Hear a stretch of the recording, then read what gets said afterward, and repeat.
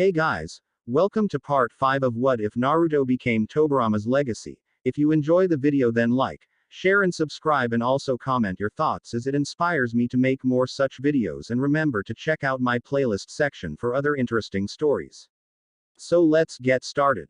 Chapter 25 Sea Monster. One Uzumaki Naruto was seen lying on the cold humid grass with his hands behind his neck, while observing the dark skies above. He didn't know how he had gotten there, only that he was there and that was all that mattered.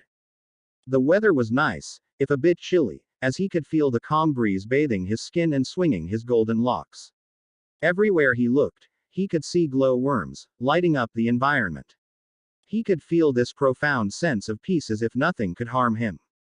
There was nothing to be concerned about, only to simply be one with nature.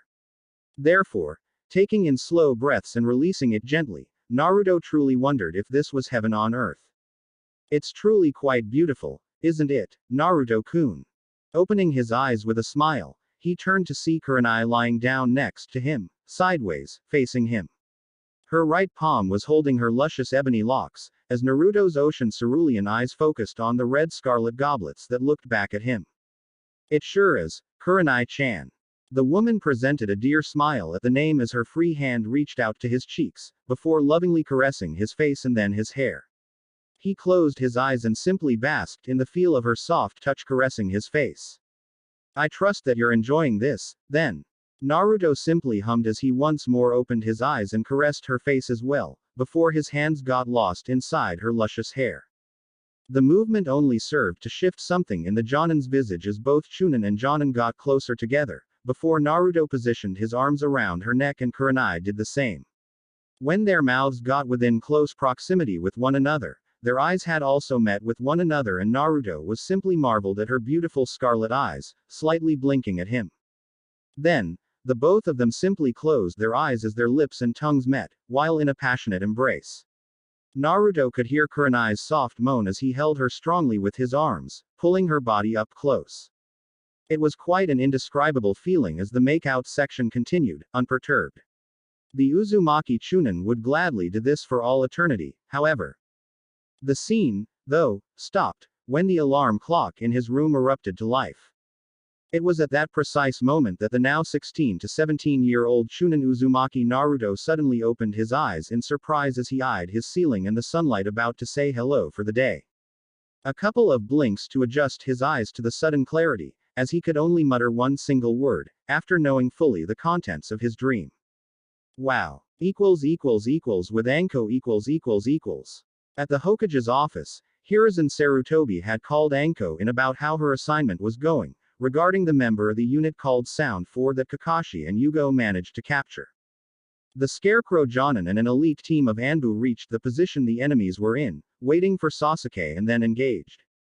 One of the Anbu was killed, but Kakashi's team managed to kill two of them and capture the girl named Tayuya. The only one who got away was the one who shot spider webs and hurled golden arrows from long range. Plus, this guy had a last-minute backup that appeared and kept Kakashi busy, a member of the Kagaya clan, surprising as it was for the Scarecrow Jonin to face such a foe, perhaps the first time, ever.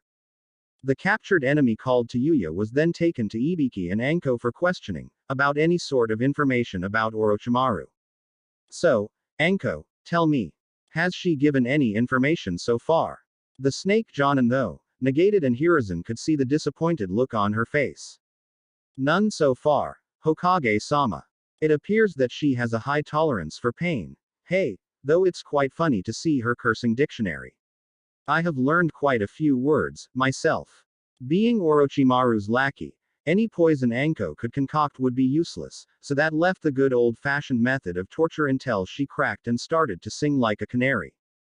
However, that didn't happen. Despite the exhilarating sensation of her screams, Anko couldn't get anything out of the fiery redhead. Well, leave her to Ibiki's methods, then. I'm sure he will make her talk in due time. Anko tisked at that, losing one more to the sadist Ibiki. It hurt her even more, considering that this was Orochimaru of all people. In the meantime, I have a mission for you, Anko.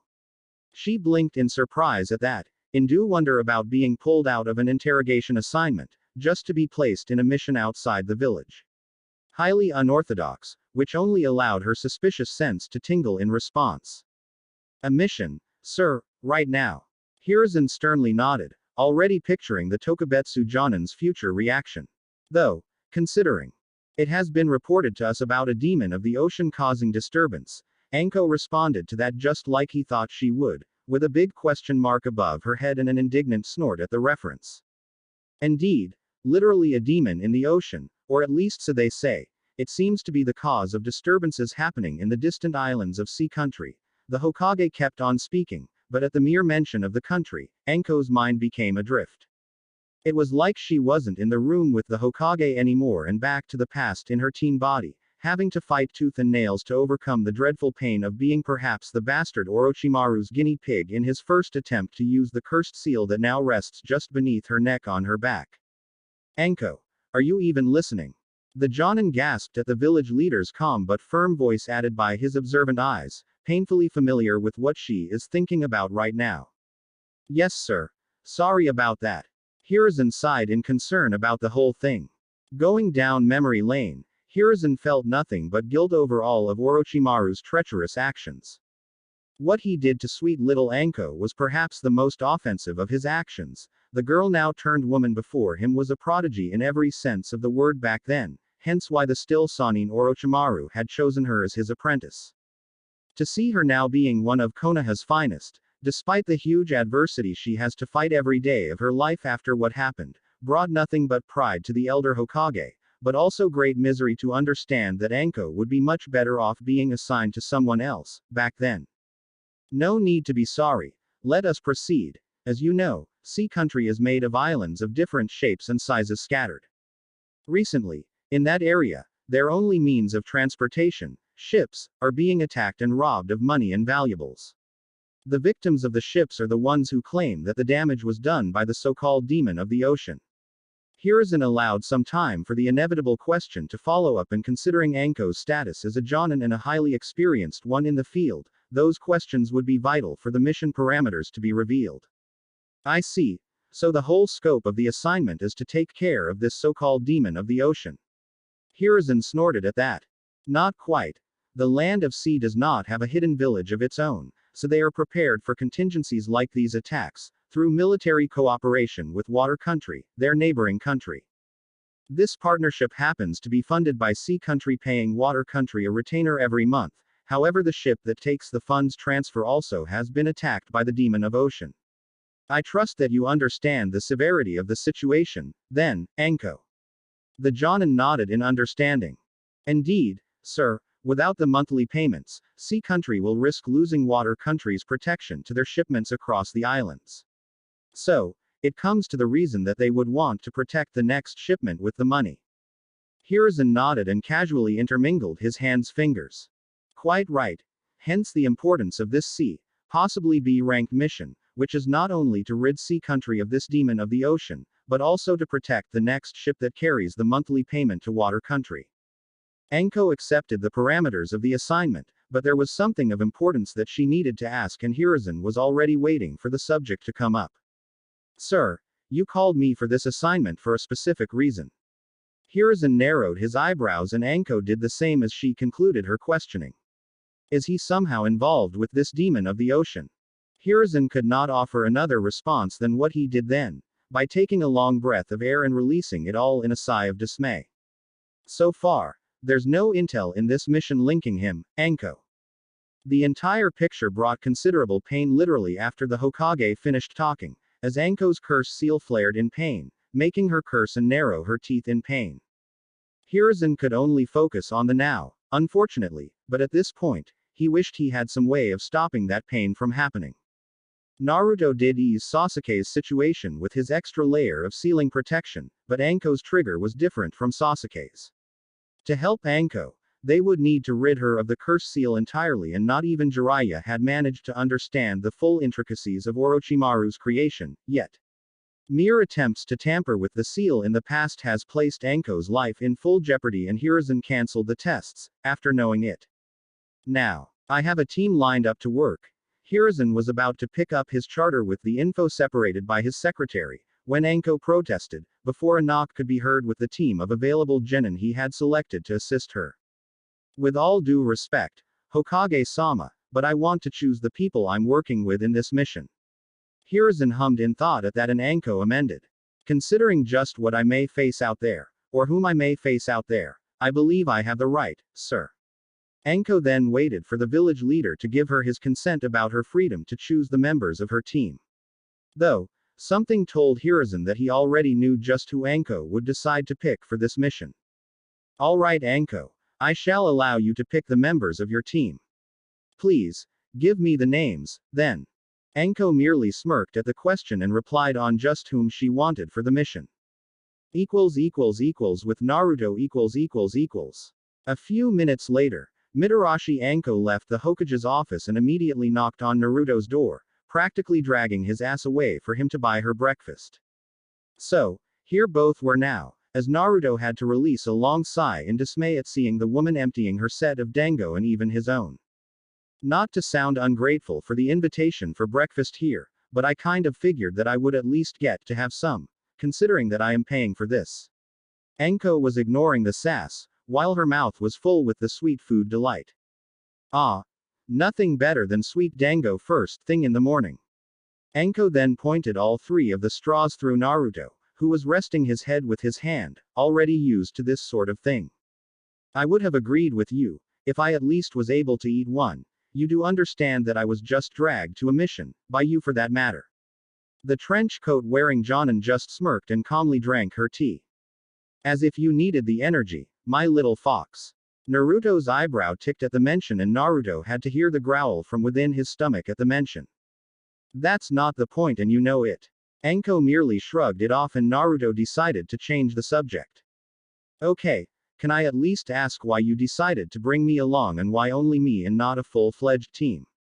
Anko stayed quiet and was suddenly serious at the mention of the assignment, but Naruto wasn't done. It's quite rare for the Hokage not to assign a full squad, considering the mission happens to take place in another country. Naruto turned to focus on what was perceived both in front of him and through his sensor capabilities. The sight of a serious Anko was nothing new. They had missions together before and she knew how to be a professional when the situation demanded. The problem was that he could see the occasional tension in her shoulders and even some ill attempts at controlling her anger.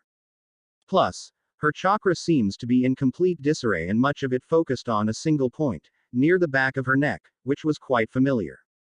When it seemed that Naruto needed to talk once more, Anko had decided to explain, this time with the same eased expression as before, as if nothing happened. What?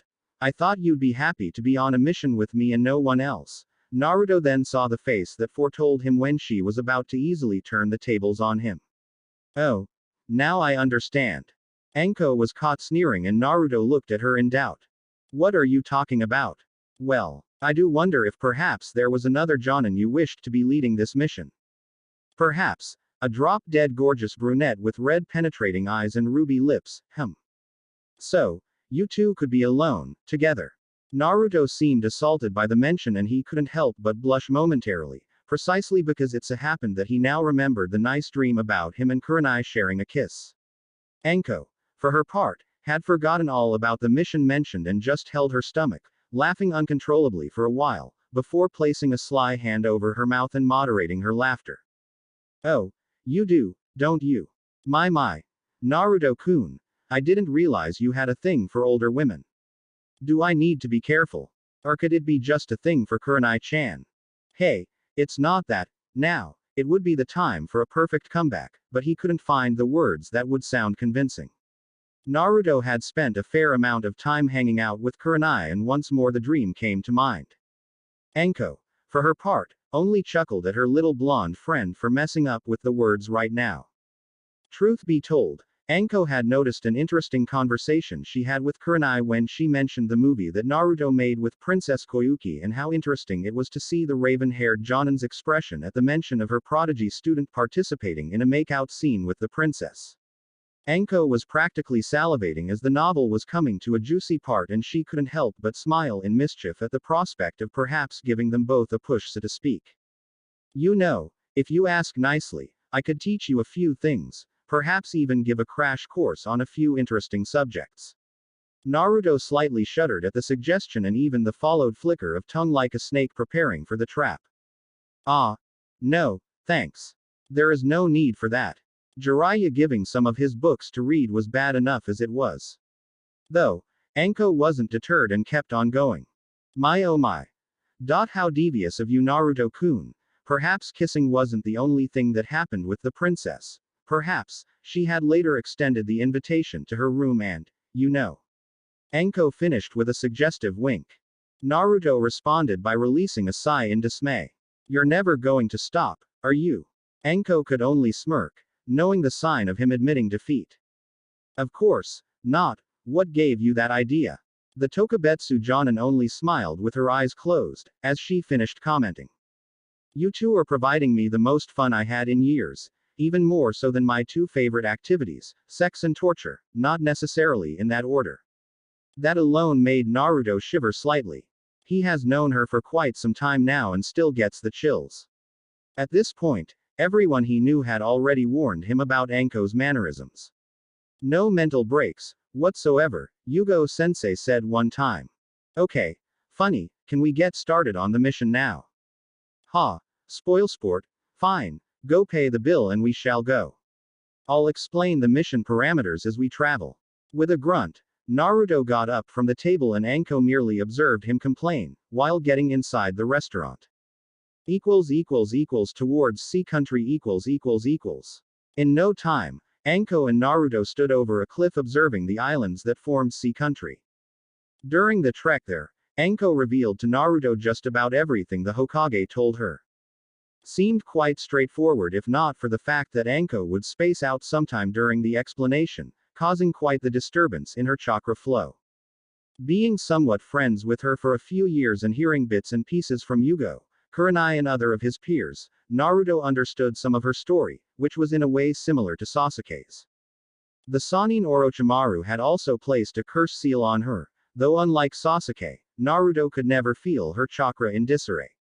The curse seal, as far as his knowledge extended, tampered with the person's chakra, altering its nature. Without something to restrict its actions, the bare attempt to mold chakra brings immeasurable pain. First time here, Naruto. The Chunin nodded, looking around. Yeah, I went towards water and wave country on some assignments, but never here. I take it that in front of us is the mother island, right? As soon as the words left his mouth, Anko's eyes lost their color as she looked at the aforementioned island and trembled, going down the images of her fragmented memory lane. Something happened here. Something painful, though she couldn't for the life of her remember. Fragmented images of her younger self running for dear life and snakes going after her, and then images of jars stored inside some laboratory, but nothing concrete, aside from the immeasurable pain. Naruto immediately noticed as the curse seal flared to existence and he got ready to intervene, if necessary. Perhaps, call off the mission or send a message to the Hokage. Is something wrong, Anko? The foreign voice alerted the Jonin and she turned to her coworker. Your chakra is flaring uncontrollably. Is the seal acting up? Despite her knowing about Naruto using some advanced fuinjutsu to help Kakashi subdue Uchiha Sasuke's curse seal, hearing him openly talking about it forced her on the defensive. Don't bother about it. It's fine. Now, please go ahead and take care of the arrangements for the boat transportation. Why? What are you going to do in the meantime? Now that her chakra returned to normal levels, Anko returned to her usual self and smiled at him. What? I don't think you need me to hold your hand throughout the entire mission, now do I? Naruto grunted at that and Anko continued. Go on already. I shall take care of something important and I will meet you there, afterward. Naruto merely observed as she immediately vanished. Figuring that he couldn't do anything against it for the moment, Naruto himself vanished towards the harbor, in order to secure their method of transportation and then wait for his partner in crime to judge him worthy of her almighty presence. Back to Anko, she landed close to their previous location and ran towards another ledge. In between steps, her arm ached as the curse seal flared up once more. When she looked down, this time, she could see a long wooden dock as the image of herself as a genin standing next to her Jonin sensei Orochimaru, showing off her knowledge of the islands that formed sea country. She tisked at the memory of happiness when he praised her knowledge of the island's names. She wanted to be just like him. Strong, intelligent, recognized by everyone. Tisk. How naive I was, back then. Grr. The pain flared again and it only made her snarl in even more anger at both him and herself for her damn naivety. With Naruto. The sun was about to settle for the day and the beautiful orange hue in the sky together with the seagulls making themselves known, painted the picture of life in a town close to the harbor. Naruto took his sweet time admiring it all and comparing it to life back home. The feeling of the water in the atmosphere had awakened his chakra coils, just like it happens when he is in wave or water country. Thus, he can't help but feel the utmost relaxation and belonging when in close proximity to the water.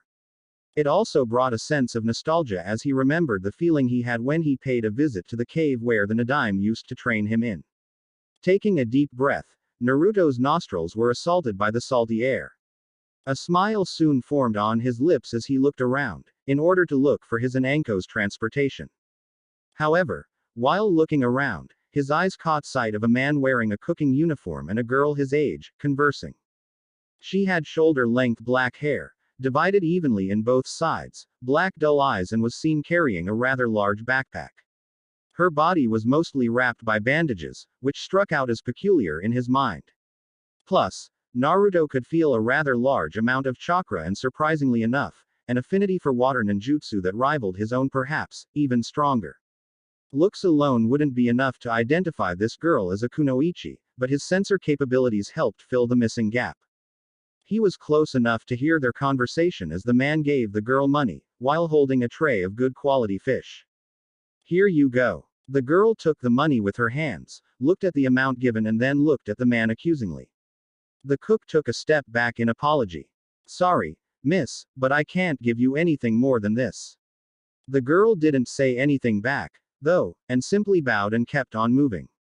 The man scratched his head in apology, before Naruto decided to approach him. Oh hi there.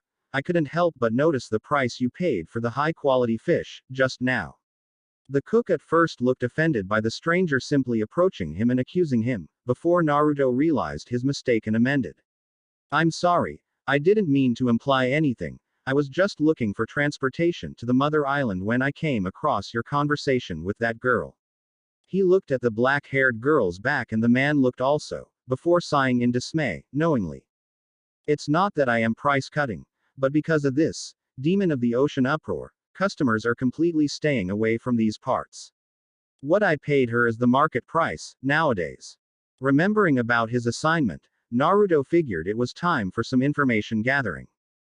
I heard about this demon of the ocean, but I figured it was just a rumor. The man hummed, looking offended once more, but since this guy appeared to be an outsider. It's not a rumor, I can tell you. This port once thrived with various boats coming in and out with various different goods for trade. Once the attacks started, people had simply taken their business elsewhere. You say you're searching for transportation to the Mother Island, well, good luck finding someone willing to take you there, right now. Naruto wondered about that, though he figured that it wouldn't hurt talking to the boat owners later on. Now, his curiosity returned to the girl with bandages, slowly walking away.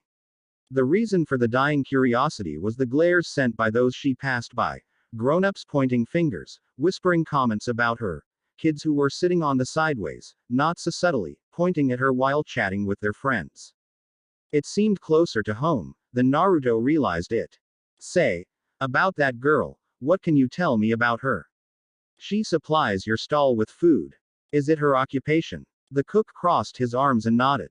Yeah. She is a female diver from a small town on the Cape of Mother Island. She brings her business here, because the Mother Island folk just don't want her business anymore. An incident happened some time ago, about people from the Mother Island being spirited away.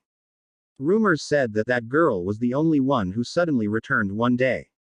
Naruto kept on looking at her back, as he remembered a similar story, the story of a lonely kid standing in front of a group of adults, openly dismissing his very existence, or looking at him and seeing another entity entirely, one resembling a fox with 9 swirling red tails.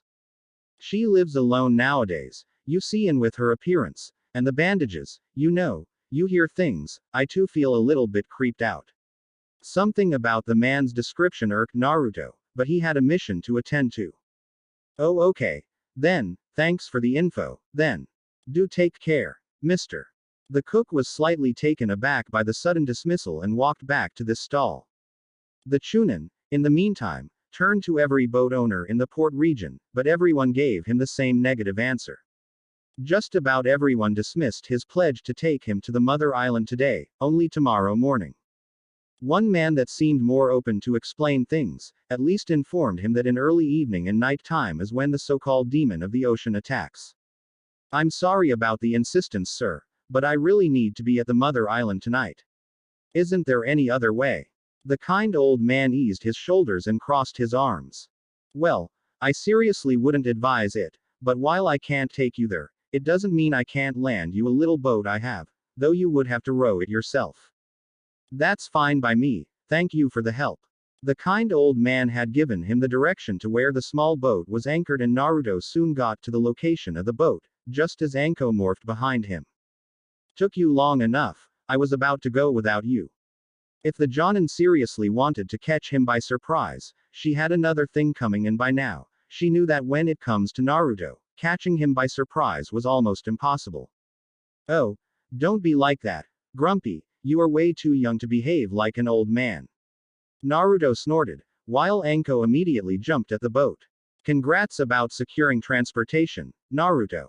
Now, let's head out quickly before the night begins, from what I heard around these parts. Yeah, it's when the demon of the ocean attacks. I know that, too. Anko chuckled at the complaint, as she took a comfortable seat and let him do all the work. You could have accepted the Hokage's offer for a team, at least I wouldn't be doing all the heavy lifting while you sit there, all comfy. At that, the woman faked being offended at the comment. I'm quite hurt at your lack of chivalry towards a lady of my prestige, you should feel honored to be my chauffeur.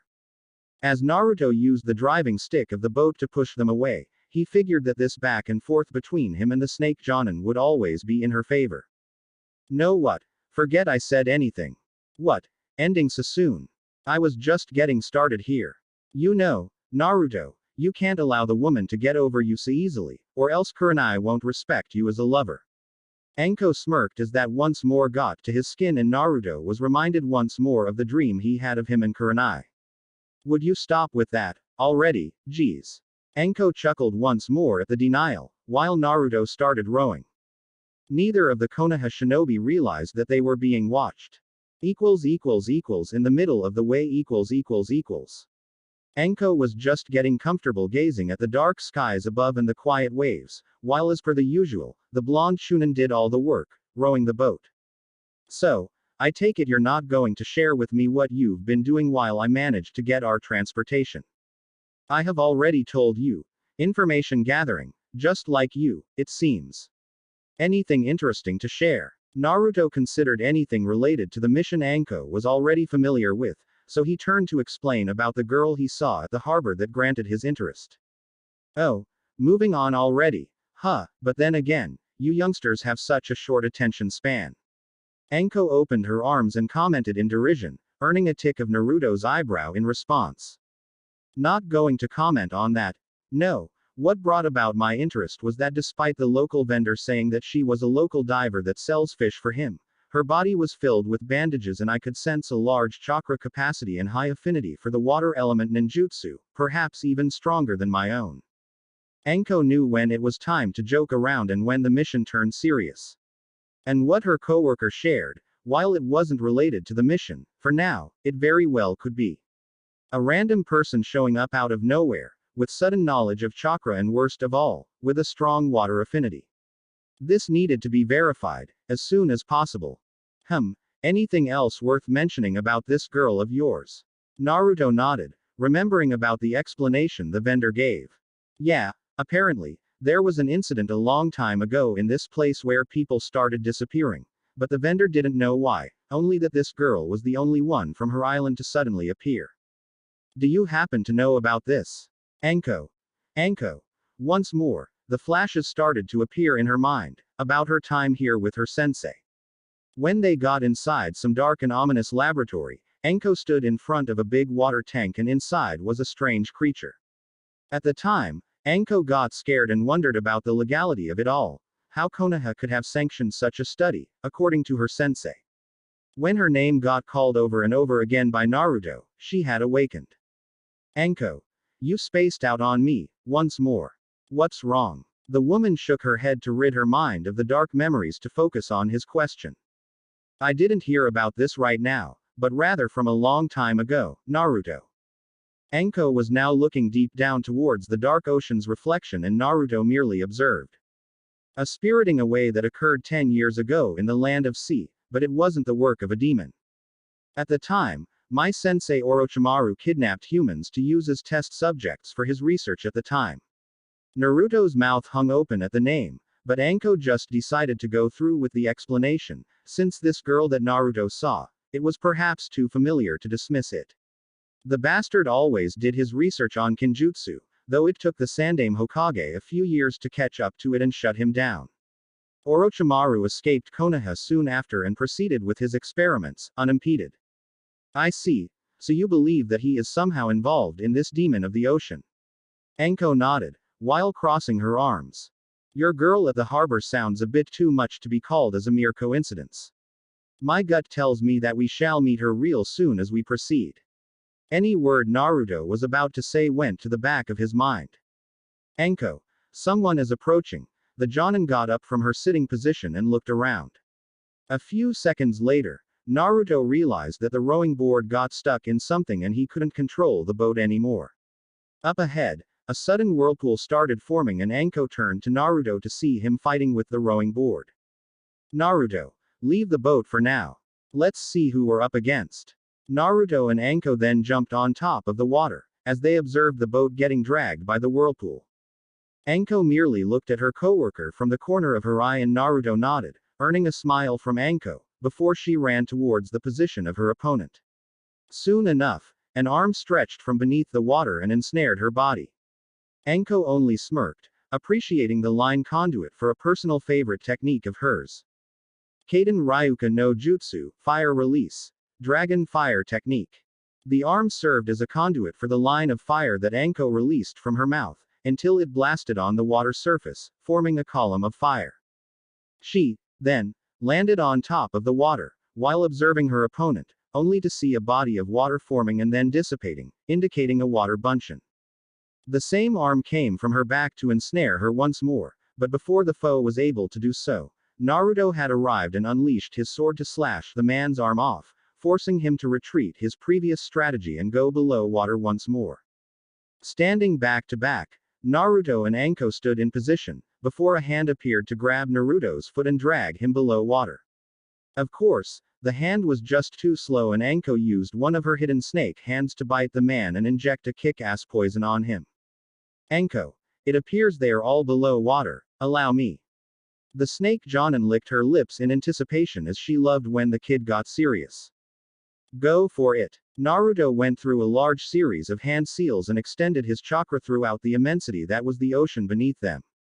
Suiten Sushoha, Water Release. Water Shockwave. Placing both hands on top of the water, a strong swirling force began around both him and Anko, but if one were to look below the surface, a fierce water hurricane began to climb down in rapid speed, dragging all three of the enemies with it, sending them all to opposite directions. Anko merely observed as the water around her rescinded its strength and looked back at her partner in crime. The kid surely evolved even more in the water ninjutsu department. There was no waste of chakra, all perfectly executed to perfection and considered it was an A-rank technique and she couldn't feel any strain in his coils, was enough for her to attest that very few in Konoha nowadays could match him in water ninjutsu. Nicely done. Now it appears our boat is in ruins, so we would need to walk the rest of the way to Mother Island. Naruto snorted at that. Oh, so the great Anko doesn't want me to carry her. I could summon a few clones, you know. She enjoyed the jab and smirked back at him. Nah, I wouldn't be a good boss to you if I took advantage of you like that. Best to save that for later, but thanks for the offer, though. I was being sarcastic, if you don't know. Oh, I know. However, I tend to be a more literal kind of girl, so I shall cash in that offer later on. Now, Let's get going to Mother Island and get some sleep. We have a meeting tomorrow morning. With a grunt at once more losing the verbal battle, Naruto and Anko had decided to run the distance needed to reach the shore of the Mother Island, before finding a nearby inn for the night. Chapter 26 The Real Monster. The very next day, Mitarashi Anko and Uzumaki Naruto met with the client, representatives from Sea Country. The conversation didn't last long and Naruto stepped out of the meeting house, while Anko ironed out the last details, concerning their next steps going forward. The party from Sea Country would deliver the money to Water Country by this same time, tomorrow morning. However, they would only leave, provided that Naruto and Anko managed to stop this so-called demon of the ocean before they leave tomorrow. Another stipulation that Anko herself decided upon was that none of the boats would leave towards the rendezvous point with Water Country, without both Naruto and Anko present on the boat. Of course, the man named Hidote from Sea Country agreed wholeheartedly to her demand, but Anko knew from experience, not to trust too much that the client will keep his word. Naruto, in the meantime, casually hung out outside, while observing the calm and smooth ocean waves and the seagulls in the blue sky above, hovering over the fishing boats, waiting for lunch. They now had less than a day to somehow find out where this demon of the ocean is and take care of it, before the deadline. However, so far, they didn't know where to start. Best they could do right now is look around and ask some questions. There you are, I was looking for you. Naruto turned to see the mission leader approach. It's time for some information gathering and a demon hunt. Naruto nodded and looked at the men from Sea Country walking away, before one of them climbed on top of a horse and galloped away. Let's get going. Then, our time frame is rather short for my liking. With Isaribi . Inside a more secluded household, located far away from the main island, the girl diver known as Isaribi looked at her lunch being prepared with a dejected visage. Her life nowadays was much the same, ever since she came back from being spirited away. She would bring out the fish she caught in the morning and then try to sell it to the locals, expecting at least enough to make a half-assed meal for herself. However, it wasn't nearly enough. It never was. However, she learned to live with the notion that this was the most she would get, perhaps, for the rest of her life, her miserable life. Noticing that lunch was ready, she served herself a bowl of soup and vegetables, before taking a seat to enjoy it. A sudden rock crashing on her window alerted her to the noise, but then she came into terms with what happened. Every day was the same, as she placed her bowl on the ground and left her house, only to see the local kids screaming and throwing rocks at her and at her house. Take that, you monster. What will it take for you to leave us alone, huh? Get out of here, already. The rocks slammed into her window and a few of the projectiles even hit herself, bringing a lot of pain. Despite it hurting immensely, what hurt her most wasn't the rocks, but the derogatory comments from the kids. She closed her eyes, hoping that they would be satisfied in time and leave. And after a few more rocks, that, much to her relief, the new batch of rocks weren't thrown too hard and barely scratched her skin. Still, the kids once more screamed obscenities to her, before leaving for the day. They will come back tomorrow, for sure.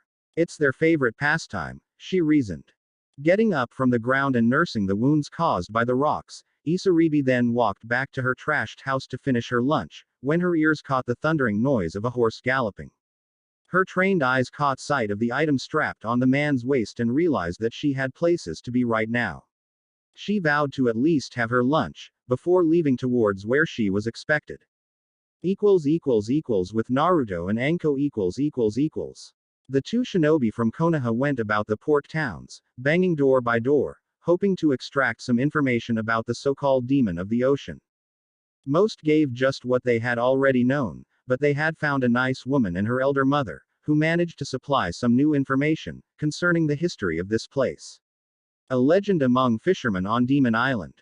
It was said that the demon lived on Demon Island, so fishermen should steer clear of that island at all times, despite the fact that Demon Island is known to have plenty of fish available to catch. The woman then explained that anyone who dared come close would be spirited away, so no one ever bothered coming near that place. When Naruto asked about a girl that returned from being spirited away, the woman gave him her name. However, aside from her name, Nothing more was provided, so Anko and Naruto traveled once more, throughout the island's dense foliage, hoping to find some more information or at least find the demon, if they are lucky.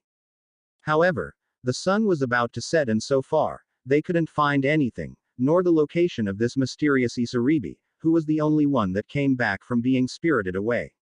She could, perhaps, know a thing or two about what she saw or just how she came back, for instance. Whoever this demon of the ocean is and wherever it is, our time is running out. Jumping from tree to tree, Anko landed on a tree up front and stopped, followed by Naruto. Anko looked around, some more, before turning to him.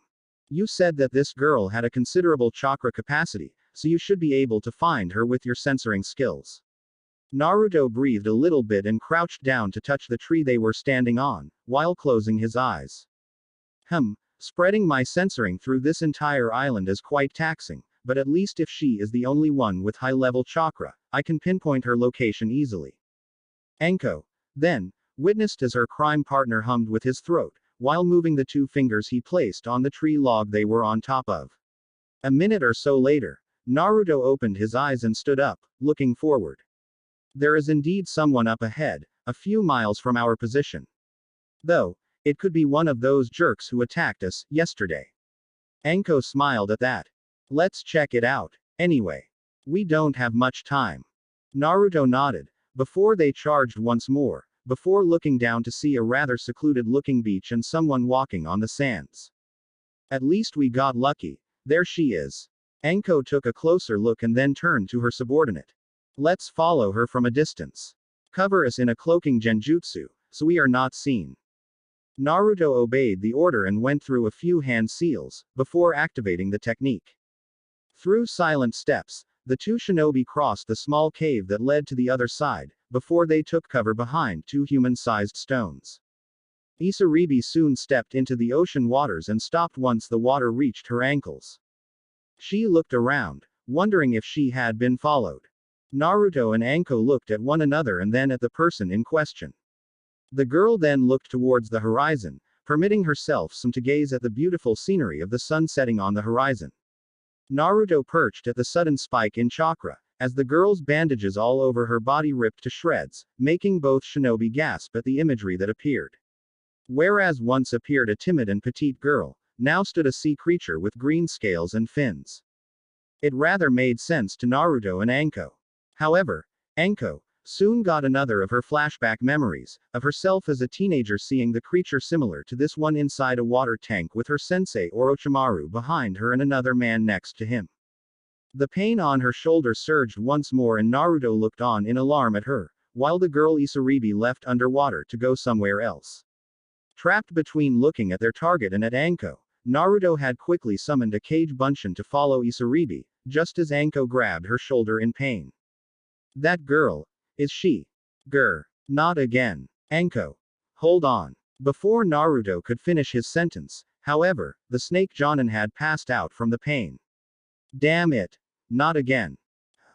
His eyes caught sight of the all too familiar cursed mark on her shoulder, glowing red and pulsing malevolent chakra throughout her system, just like it did with Sasuke. Naruto thought about doing the same thing he did to Sasuke, but he didn't want to risk screwing things up. With Sasuke, he was being watched by Kakashi-sensei and the Hokage, not to mention the hidden Jiraiya. They were on a mission right now and he was alone at the moment. The only thing he could do was to take care of his fellow kunoichi and hope that she doesn't take too long to wake up. Meanwhile, his clone would follow Isaribi and see where she's going. At night Naruto, at this point, had already changed the wet cloth on Anko's forehand many times by now.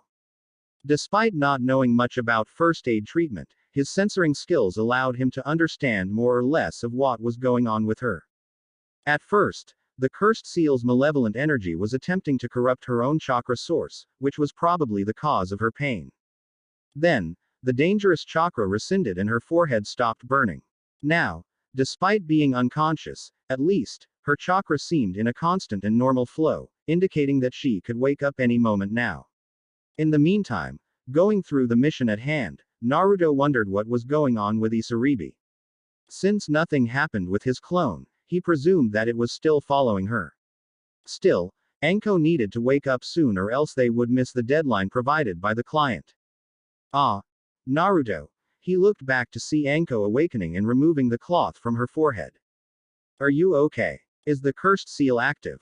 Anko shivered at the mention, before looking at her mark and picturing the image of the girl inside the water tank and her sensei Orochimaru behind her once more.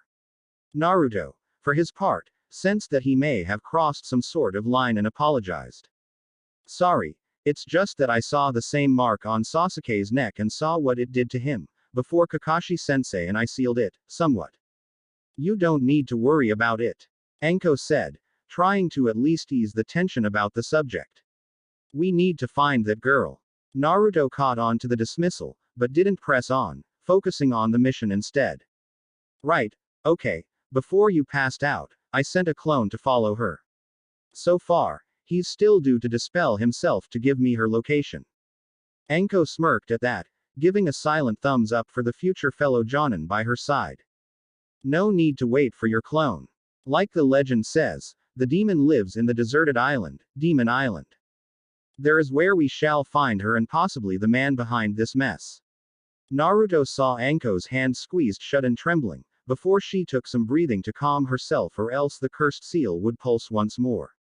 Naruto. The blonde paid quick attention as Anko looked down, before speaking her mind. Before going forward, it's important for you to know that we could run into Orochimaru soon. That was alarming news, indeed. I see. That's not good.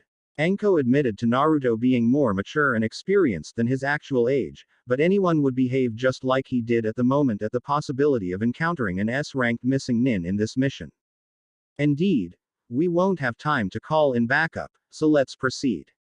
Quickly finding a small boat for the travel, which Naruto was responsible for its control of course, the two soon reached Demon Island and jumped on top of the rocks to reach the top of the island, where they found a cave entrance. As soon as they found the cave entrance, a tick surged inside Naruto's brain at the information he acquired from his clone, regarding the base location. Anko then turned to Naruto, who signaled her about the presence of chakra inside the cave. The two, then, vanished towards the cave and found the hidden base. The two quietly walked throughout the hidden base, until they found a seemingly open door with light inside. They were hiding behind a corner, illuminated by candles on the wall. Naruto, what can you tell me about our opposition? He closed his eyes for a while, scanning the whereabouts of the cave, in terms of chakra presences. I can't sense Orochimaru anywhere, which is a relief.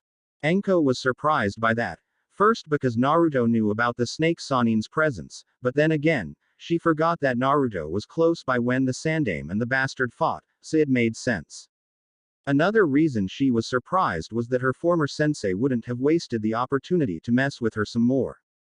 He knew that she was nearby, mainly, because of the cursed seal acting up. I can sense Isaribi nearby as well as the assholes that attacked us yesterday, however there's another person I can't identify. Anko looked at her partner in question, before her mind went back once more to the person that stood next to Orochimaru when Anko was a teenager. His chakra is quite controlled and precise, quite akin to a medic nin. Medic, you say, it must be him, then, Amachi. Amachi, who's that? Anko snarled and felt the pain on her neck again, acting up. If Orochimaru isn't here, then why am I still having these pains? He was the lead scientist in this place, employed by Orochimaru. He was the man behind the kidnappings and experimentation on the locals. Naruto snarled at the description, experimenting on the locals, basically ruining everyone's lives like that, without a second thought. From what I can barely recall, Amachi was never much a fighter, but don't underestimate what he can do, Naruto. The person in question nodded, before they started walking towards the barely open door. Naruto had quickly opened it, since he couldn't sense any presence nearby. As soon as he did so, both were face to face with multiple water silos, containing all sorts of sea creatures' parts in it. Some were full-bodied, others had only their upper bodies. So, this is where the locals were taken to experiment on, huh? Disgusting. Anko couldn't agree more, before both turned to see a door opening on the other side of the room, before the two goons appeared with smug looks on their faces. Well, it seems you finally found this place, huh? Too bad. You won't get to leave here. The one with the glasses said so, while holding what appeared to be a rope of some sort, linked to the ceiling. As soon as he pushed the rope, however, a new doorway opened up, revealing three gigantic lion-like creatures, snarling at the two Konoha nins. Anko and Naruto then stood back to back, Anko facing the creatures, while Naruto faced the two shinobi that attacked them the day before. It doesn't seem like the odds are in your favor, Konoha. This time, the one with clear glasses spoke. Anko, what's the plan here? Naruto had his sword in hand, while Anko wielded two kunai, one in each hand. Her smirk was predatorial and that pretty much gave him the answer. There's no plan needed, my dear friend. I shall handle these kittens, while you handle those smug imbeciles. Naruto snorted, before he saw Anko vanish to face the lion creatures. At pretty much the same time, both shinobi advanced on Naruto, hoping to catch him off guard. If memory serves him well, then these two were the ones from the Chunin exams. Aside from knowledge in Suidan ninjutsu and somewhat proficiency in genjutsu, Naruto figured that these two were average at best. His eyes caught sight of the black glasses man's hand glowing in chakra and he remembered that this guy had the ability to absorb chakra at a touch. Before he managed to touch Naruto, however, all the man saw was an afterimage of the Chunin, before Naruto appeared next to him and inside his safety zone. His sword did the rest by carving a nice slice on the first offender's stomach, drawing first blood. The other one extended his arms as if they were made of rubber, in order to entrap Naruto, but Naruto dodged and molded some chakra on his legs and limbs, before moving after the one with the extending arms at fast speeds. All the man saw was Naruto's afterimage, moving from side to side, before the real Naruto surged right next to the enemy, with his fists enveloped in wind chakra. Fuden. Senpuken, wind release. Whirlwind fist. This particular foe could bend his entire body like rubber, but the punch carried enough wind chakra that it shredded his body and sent him flying towards the nearby wall.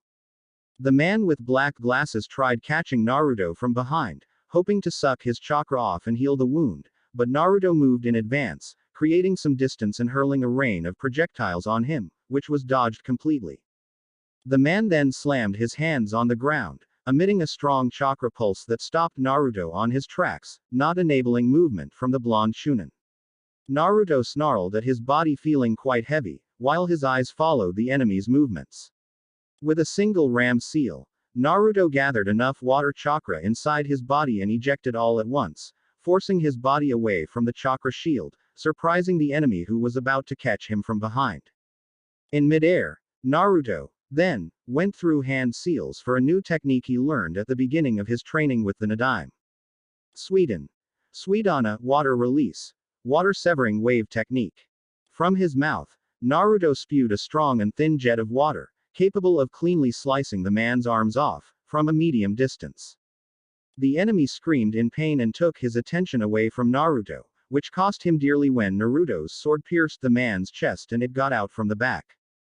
Quickly removing the sword and confirming the kill, Naruto, then, witnessed as Anko used her fire ninjutsu on the creatures, followed by a long rain of kunai and shuriken, turning them into crispy pincushions.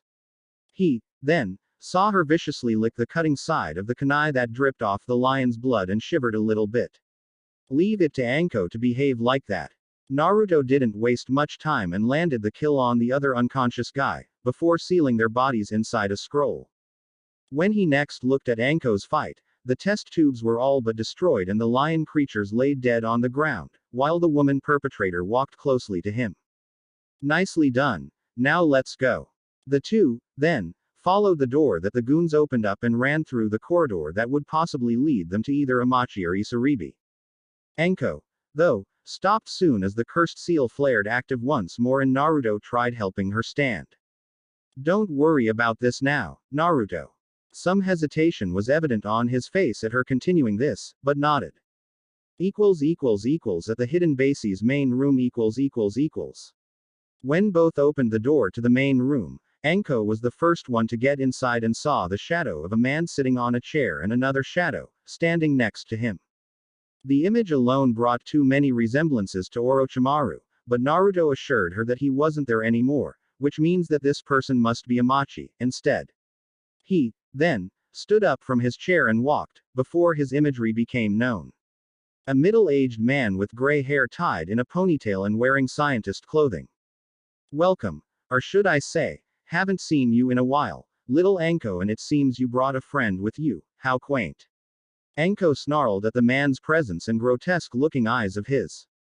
Amachi. The man in question smirked. I can't believe you came back after what happened here. Anko narrowed her eyebrows, wondering what he was talking about. Oh, you don't seem to remember. What a pity. Amachi then saw as the cursed seal on her neck flared up, harder this time. Oh, it seems the cursed seal responds even though the operator isn't around. Interesting. Stuff like that happens, isn't it? Anko this time held her neck tight, hoping to stop the pain from spreading through the rest of her body. Well, it's not like he wasn't here, but it's been some time since he last stopped by. Though, he did dismiss my findings, the bastard. Naruto, meanwhile, observed the interaction and decided that enough was enough. This guy was clearly the villain in this mission, so he moved to strike him, before he could do anything. However, as soon as he moved to strike, Isaribi made herself known in front of him and stopped his movement. Move away. I have no trouble with you. The girl, though, didn't move an inch from her position, which earned the snicker from Amachi behind him. Nicely done. Isaribi. Pay attention, Konoha, for this girl is my masterpiece. This is what I dedicated my entire life to. Naruto kept on looking at the girl's eyes, while the medic behind her vomited everything. She has the physical ability to adapt to water. She combines the ability to breathe underwater and the muscle strength to move freely and quickly. It's been a dream of mine for many years to form a ninja corps for underwater combat. This before you is the first step. With this strength by my reach, there is simply nothing to stop me from conquering this world. Naruto, however, didn't pay the man any more attention than he deserved at this point and focused on Isaribi instead, or rather the lifeless eyes that he became so familiar to, when looking at the mirror once. Please step aside. Isaribi, though, stood her ground. I won't. Naruto tisked at this stubborn girl. Why do you still protect him? He just said what he had done to you. Her resolve was absolute, however. He did, but it can't be helped. This time, her eyes left Naruto's and looked down as her tone became frantic. This is the only person who can return my body back to normal. Naruto looked surprised at that, while Amachi smirked in triumph. He promised me. Look. Isaribi quickly removed the bandages, revealing the huge scar on her face, because of the experimentation on her part. People are judged solely based on their appearance. People don't dare come near me just from being covered in bandages. A monster with these scales would be out of the question. I want to return to my former body. I want to be human once more. For that reason, I decided that I would do anything. Anything to turn back to being human, again. I don't see a monster before me. His answer was almost by reflex that surprised Isaribi. It surprised himself, considering that he managed to control his impulses after training with the Nadaime, but not this time.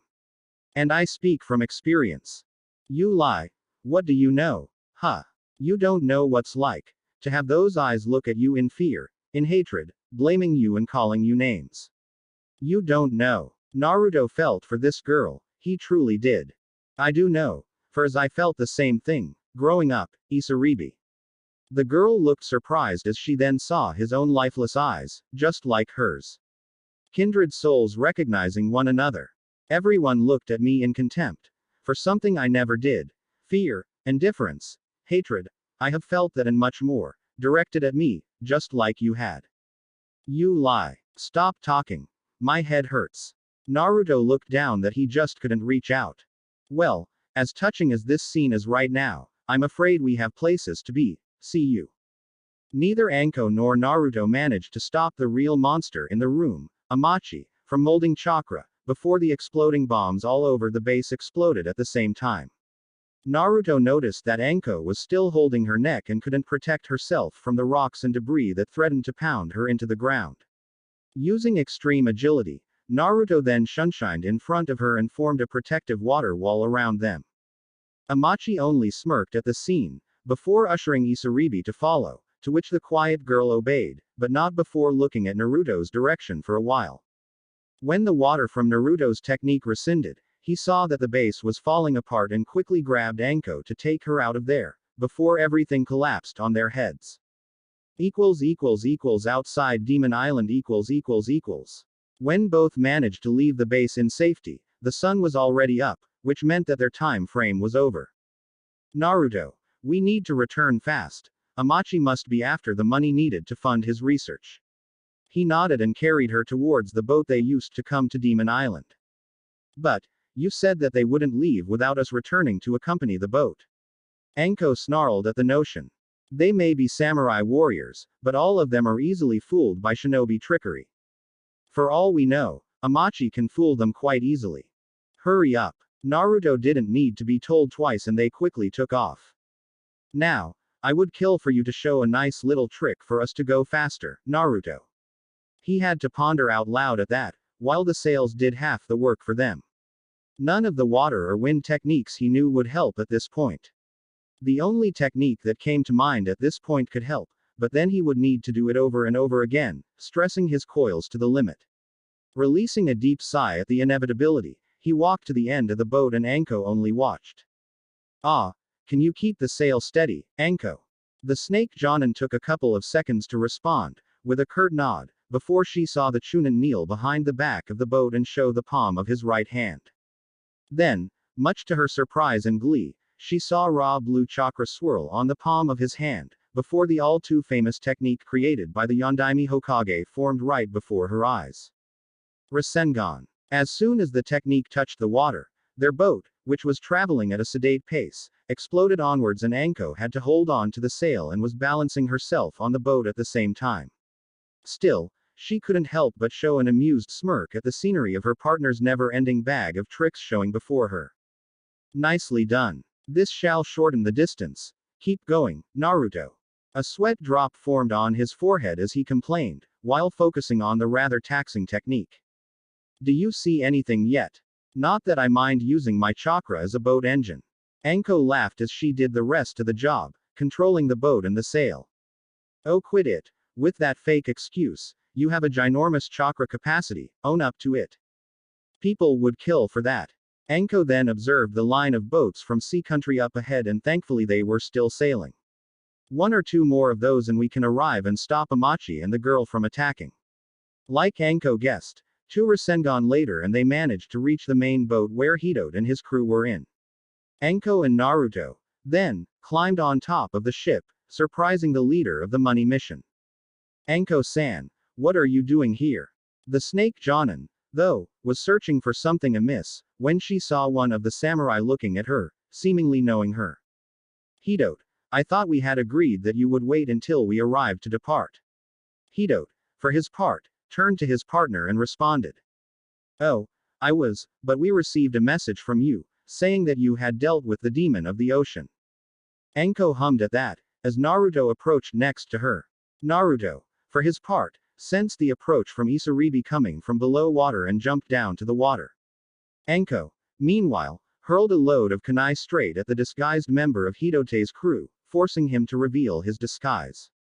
The rest of the crew all drew their swords to attack him, but Anko beat them to it and stood in front of Amachi.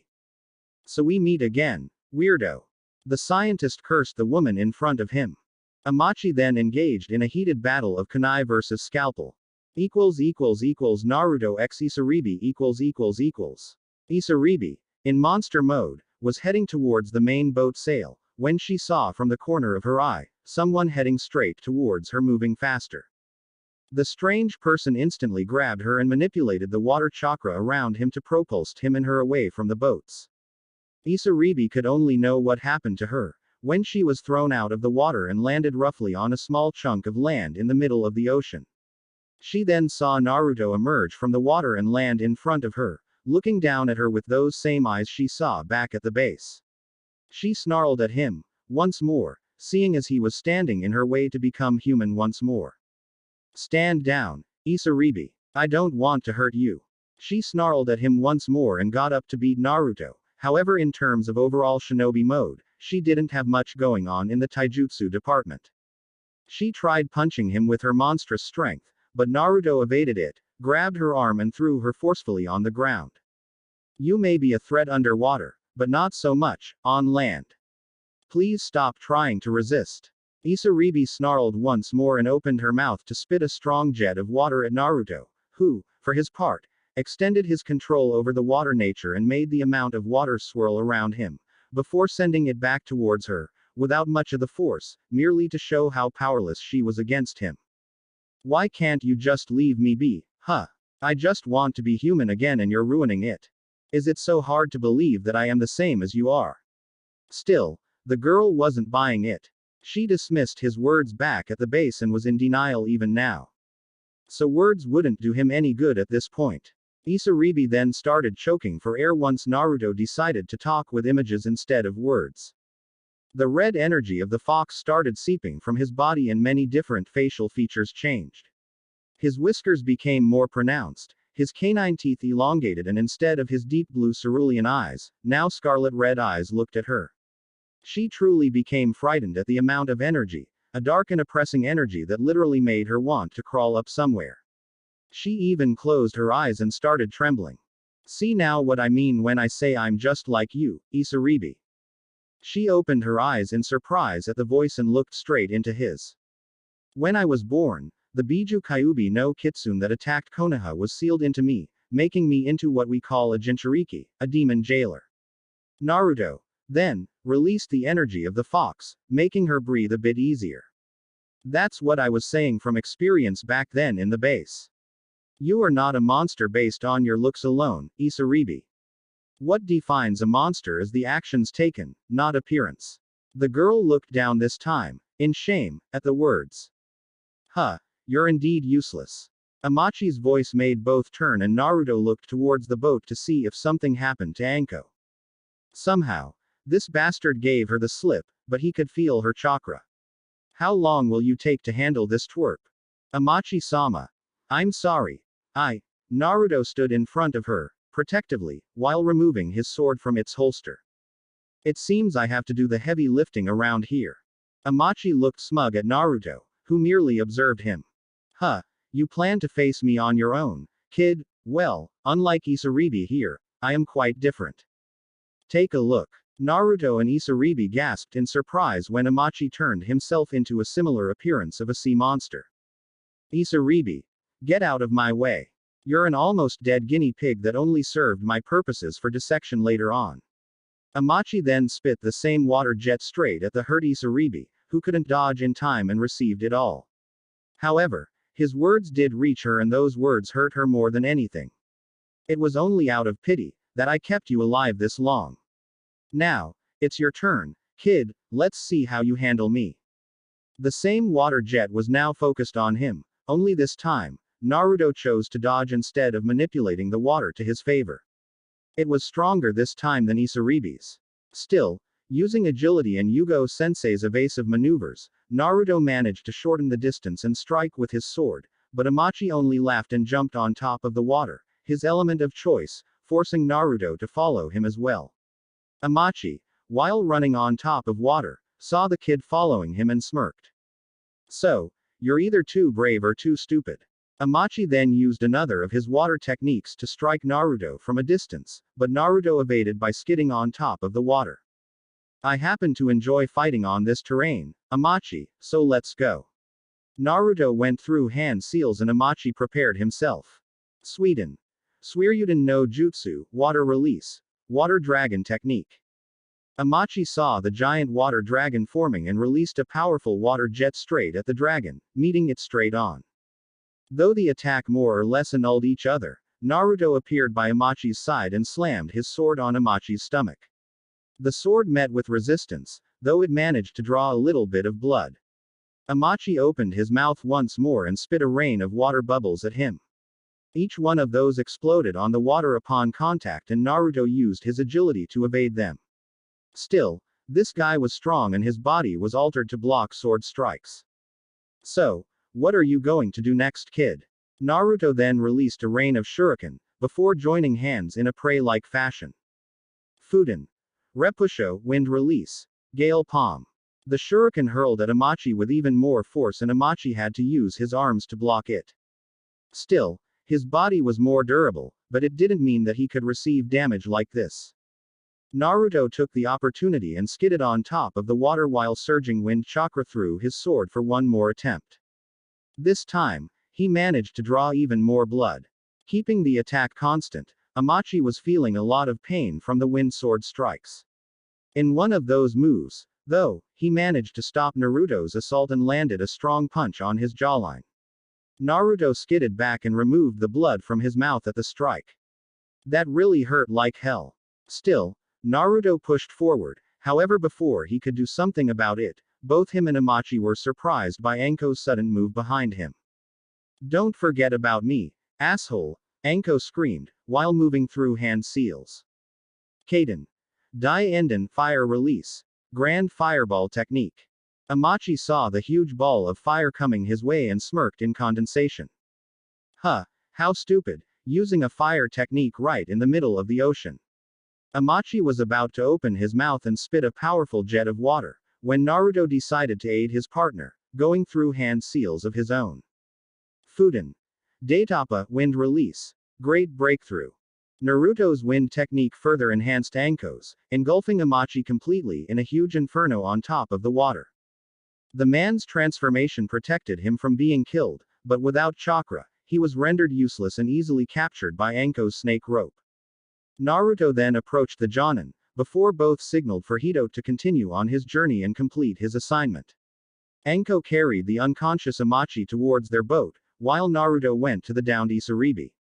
She was perfectly fine physically speaking, however after what Amachi said to her being a mere guinea pig, she truly didn't know what to do with her life anymore. She would be like this forever in the end. No one would help her. She was truly alone in this world.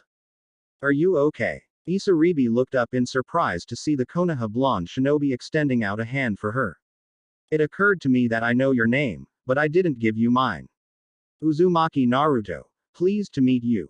She could see him smiling at her, but this same person just plummeted her to the ground and was that much stronger than her, not to mention that he now would probably imprison her for her actions. "You don't need to be nice to me, I know my fate." Naruto lifted his eyebrows in wonder. "I don't know what you're talking about. You're going to lock me up just like Amachi, aren't you? For me to pay for my sins, in attacking the fisherman." Naruto, though, negated it and it surprised her. "It's clear to us that you were being used, Isaribi. Amachi is the real monster here, not you. You're free to go about your life from here on out, if you wish." Isaribi looked conflicted at that, even though half of her mind was at ease, about not being locked up. "It comes to mind, now, that perhaps I could introduce you to someone who could help you with your situation." She looked at him in surprise and Naruto elaborated.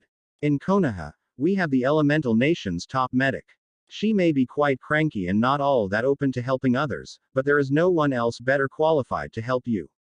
Her mouth opened, but truly no words managed to come out, except a grand and sudden surprise turn of events. Naruto, though, only showed a disarming smile. "So, what say you? Want to come back and meet her? Konoha isn't near the sea, but there are some nice lakes and waterfalls there for you to explore, if you want." Isaribi smiled at the offer and nodded. "Thank you. Ah Naruto, I think I'll accept." The two then reached to where Anko was safely placing a seal on Amachi that kept him from molding chakra, so as to safely bring him back to Konoha. "Naruto, please do me a favor, will ya?" With a bare nod, Anko continued. "I have to make a quick stop in another island around here, so please arrange us our transportation back to Konoha and keep a lookout for Amachi's body." It dawned on him that the cursed seal stopped pulsing inside of her and her shoulders appeared more eased now that this mess was over. Still, he knew best not to intrude on personal matters that she clearly wanted to resolve by herself. "Okay. We'll be here, waiting for you." Isaribi here agreed to go meet Tsunade-sama and see if she can heal her. Anko nodded with a smile, before climbing on top of a small boat and sailing towards the place where the Anbu found her, after she was discarded by Orochimaru. The island she sailed to was called Jiro Island. It seemed abandoned just like some of the others. She walked towards an abandoned village and then into a house that had an open lock. She needed this peace of mind. After all, to know exactly what happened to her. Was she truly discarded like trash by the man she trusted and worshipped? As soon as she closed the doors, the cursed seal flared to life and the pain continued. Her mind then showed the missing piece of memory. She was indeed in this house, when Orochimaru bit her and placed the cursed seal on her.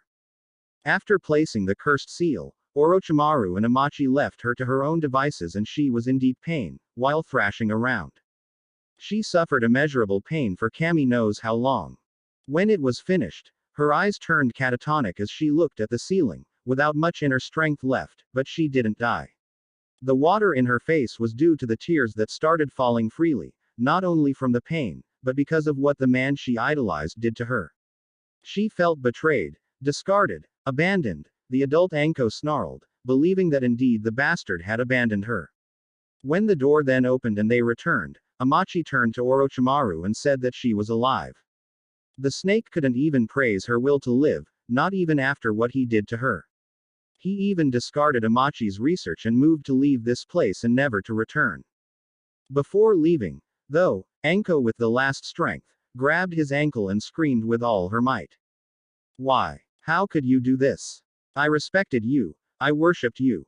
Yet you, Orochimaru, though, merely smirked and kneeled close to her face, while caressing her chin. You're lacking many things. Desire for this power, tenacity, hatred, everything. Orochimaru smirked and turned to evaluate. However, you survived nonetheless, so you at least have some value. The kid Anko continued to snarl, but she couldn't say yes to this man, after everything. For him, the answer was given, nonetheless, and he only got up and left, with the promise of finding another more gifted child in the future. The adult Anko then took a long breath as the pain rescinded. Her memory is once more fully connected. She just turned and walked away from the house and looked up to the sun shining up above. A relieved smile appeared on her features as she made peace with her past. So, I wasn't cast aside by the bastard. I, on my own, chose not to leave. In Konoha . Once the party of 3 arrived in Konoha, they went their separate ways. A much more relieved and pain-free looking Anko went to the Hokage's office to report on the mission's success, as well as her achievement in finding out what truly happened on that very day when Orochimaru placed the cursed seal on her. Hiruzen could only smile as he heard the report from Anko, instead of reading about it in a piece of paper. Plus, Anko always got this way when she returned from a mission with Naruto. The part when he heard that Orochimaru's research caused an entire nation to suffer the consequences, though, weighed heavily on his old bones. Naruto, for his part, had taken Isaribi to consult with Tsunade, Shizune and their apprentice Sakura at the hospital. At first, Tsunade wasn't that much enthused about assisting, but when she heard the girl's story and how Orochimaru was responsible for it, she just couldn't say no. After a blood sample and body tissue analysis, it was just a matter of isolating the cells that allowed her transformation to occur. The devised method consisted of a specific serum injection at least once a week, that would nullify the cells responsible for the transformation. The downsides, of course, being that she would lose the abilities gained by the transformation, but at least she had gained what she came for. To appear human, once more. She also wanted a fresh start, sort of speaking. She didn't want to go back where people mistreated her, despite the fact that she was cured now. So, she had applied for citizenship in Konoha.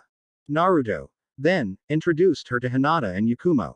The two happened to be hanging out in Kurenia's house, when Naruto got inside and introduced Isaribi to them. The timid girl from abroad related immediately to Hinata and Yakumo, who both were also a bit reserved themselves. Yakumo had even offered Isaribi a place to stay until she got settled and found a place to work. After all, Konoha had plenty of restaurants to work with, and unlike sea country, she would be properly paid for the fish she caught this time. Chapter 27 Life-Altering Mission. It was already night time as one Azuki Yugo appeared dressed in the standard jonin attire, while focused on fixing up the fire for her and her partner. It was still cold tonight, but quite certainly not as cold as it was when in the location of her mission together with her protege and partner. A few months ago, she had expressed her desire to the Sandaime Hokage about stepping away from the regular Anbu forces and becoming a regular jonin and even a jonin sensei in the future. Both Anko and Kurenai had advised her that it would do wonders for her grief to form new bonds with students. The pain of losing Hayate was still fresh and perhaps it won't ever go away, but she could learn to overcome some of the feeling of loss or at least learn to live with it. This path was similar in a way to Kakashi Senpai and he appeared better than in their Anbu days, even if Yugo now understood the signs of his depression hidden by his aloof attitude, after she had lost Hayate. The Hokage had approved of the change and immediately gave her a mission towards Iron Country. Since the mission entailed the protection of a young female samurai, Yugo had chosen Naruto as her partner. Her tutoring him, these days, had truly ended and Naruto was no longer her student, but a training partner for her to practice with. He wouldn't be an expert in kenjutsu like her and Hayate anytime soon, but he had grown enough to give any sword fighter a run for his money. Plus, it was never his intention to become a sword expert, but an expert in every possible shinobi art out there. He mastered genjutsu with Kurenai, ninjutsu with Osamu's and Kakashi's assistance, fuinjutsu from the Sannin, Jiraiya's supervision, taijutsu and shurikenjutsu from his own effort ever since he was little. Truly, at this point in age and life, Yugo could truly wonder if there was something out there out of his grasp to learn, understand and even master. She wouldn't be surprised if he wanted to learn all ninjutsu elements like the Sandaime. Her once called protege was truly on his way to surpass most of them and at such a young age. That's why her still fragile heart clenched at remembering what happened in the mission that they had gone to. To see her student in such a fragile state of mind was truly painful in more ways than she realized. The life of a shinobi, indeed, comes with these perils and Naruto could never truly grow before he came to terms with these situations. However, it still pained her greatly to witness it. Looking up at the clear skies and seeing that the fire was ready for them, Yugo walked calmly towards the place where she left her student alone to grieve. Climbing up a hill, close to their location, she saw him sitting down at the edge with his legs dangling dangerously, while he held the beautifully crafted katana he inherited from the girl they were tasked to protect, or rather convince her against doing what she was set out to do in Iron Country. As soon as Yugo paid close attention to her eyes and iron-clad will, she realized that the success or failure of this mission wouldn't be up to her or even Naruto's actions, but the client's own. Whether male or female, Samurai had that mentality and nothing would change it, no matter how much her student tried to dissuade her. Naruto-kun, the fire is ready, we have to eat something and get some rest. His sigh in dismay brought her chest pain all over again. Okay, sensei, just give me a minute. She could see his downcast eyes and merely nodded, before turning her back on him. Sure, but don't take too long, you still need to secure the perimeter and set the tents, while I make. It's already done. Yugo turned briskly at the cold edge in his voice, but then he corrected himself. I apologize. I didn't mean to snap at you, sensei. The clones had already applied the security seals and fixed our tents. I will be there. Yugo had understood the outburst. She had done the same to him, when the Hayate wound was still fresh as she did to all of her peers who tried consoling her, but failed. Naruto, what happened to Tsubaki-san wasn't your fault. There was nothing you could do to stop her. Her student didn't respond, but chose instead to look at the sword in his hand, once more isolating himself. All she could do was release a sigh and walk away, but she couldn't miss the few tears that echoed in the clearing once it reached the katana scabbard. In his mind, he replayed the imagery of him and a young samurai girl close to his age with brown hair tied in a ponytail wearing a white robe with a turtleneck undershirt, shin-length pink pants and black leggings, practicing kenjutsu together on top of a frozen lake near her family house. Her contained laughter and joy hidden by her will to win their spar was evident in his mind. Naruto's hands, then, squeezed her sword as the tears fell freely at the later image in his head. In Konoha . Yuhi Kurenai was seen casually walking in her full jonin setting, with a few differences from before. It was actually an old look she had when she began her jonin career, wearing dark red pants and the jonin vest on top of a sleeveless dark blue blouse. The sun had just appeared over the horizon and the village was slowly waking up from the night before, with vendors opening their shops and visitors crossing through the front gates of the village. Today, her schedule was free for now, so she had settled to see if either one of her former jonin team needed her help with something. Anko had told her that Naruto and Yugo left for a mission together towards Iron Country, but that was almost a month ago, so she was expecting them to return by now. Yugo's decision to step down from Anbu duty was a welcomed relief, as no doubt, she would begin to cope better, once she manages to take a new genin team under her wing. As to the blonde Shunin, Kurenai admitted missing him when he is out on missions, or rather missing their time together, either training in genjutsu or simply hanging out by themselves or together with Hinata and Yakumo. It was something she couldn't describe, actually. Their bond began by being sensei and student, but it has quickly evolved past that, to fellow comrades and friends. When the story about Naruto's sort of romantic involvement with Princess Kazuhana became known, it was the first time Kurenai lingered on the topic of thinking about him in a different light. It had only gotten worse when she and Anko went to the premiere movie and saw the scene as described. Anko only added insult to injury when she commented on Naruto's and the princess's heated performance in a sake night out after the movie, going as far as to describe a possible follow-up scene that left little to the imagination. Of course, since both of them were rather tipsy, once the second bottle dried, the mind became easily susceptible to influence. Stupid Anko. Ever since then, the scene of Naruto kissing the princess had yet to leave her mind. As Kurenai was strolling past the main gate, she was surprised to see the two people that occupied her mind just now, conversing with Izumo and Katetsu. A smile soon erupted from her face at seeing one of her best friends in full jonin outfit and the young man that occupied her mind every now and then. Kurenai then decided to walk to them, when she saw that they had finished registering their arrival. Yugo appeared to be conversing with Naruto, but Kurenai stopped walking once Naruto vanished in a shunshin. The genjutsu mistress was at least close enough to see the sigh escaping Yugo's mouth, and Kurenai had enough experience to be concerned that something didn't go well in their first mission together.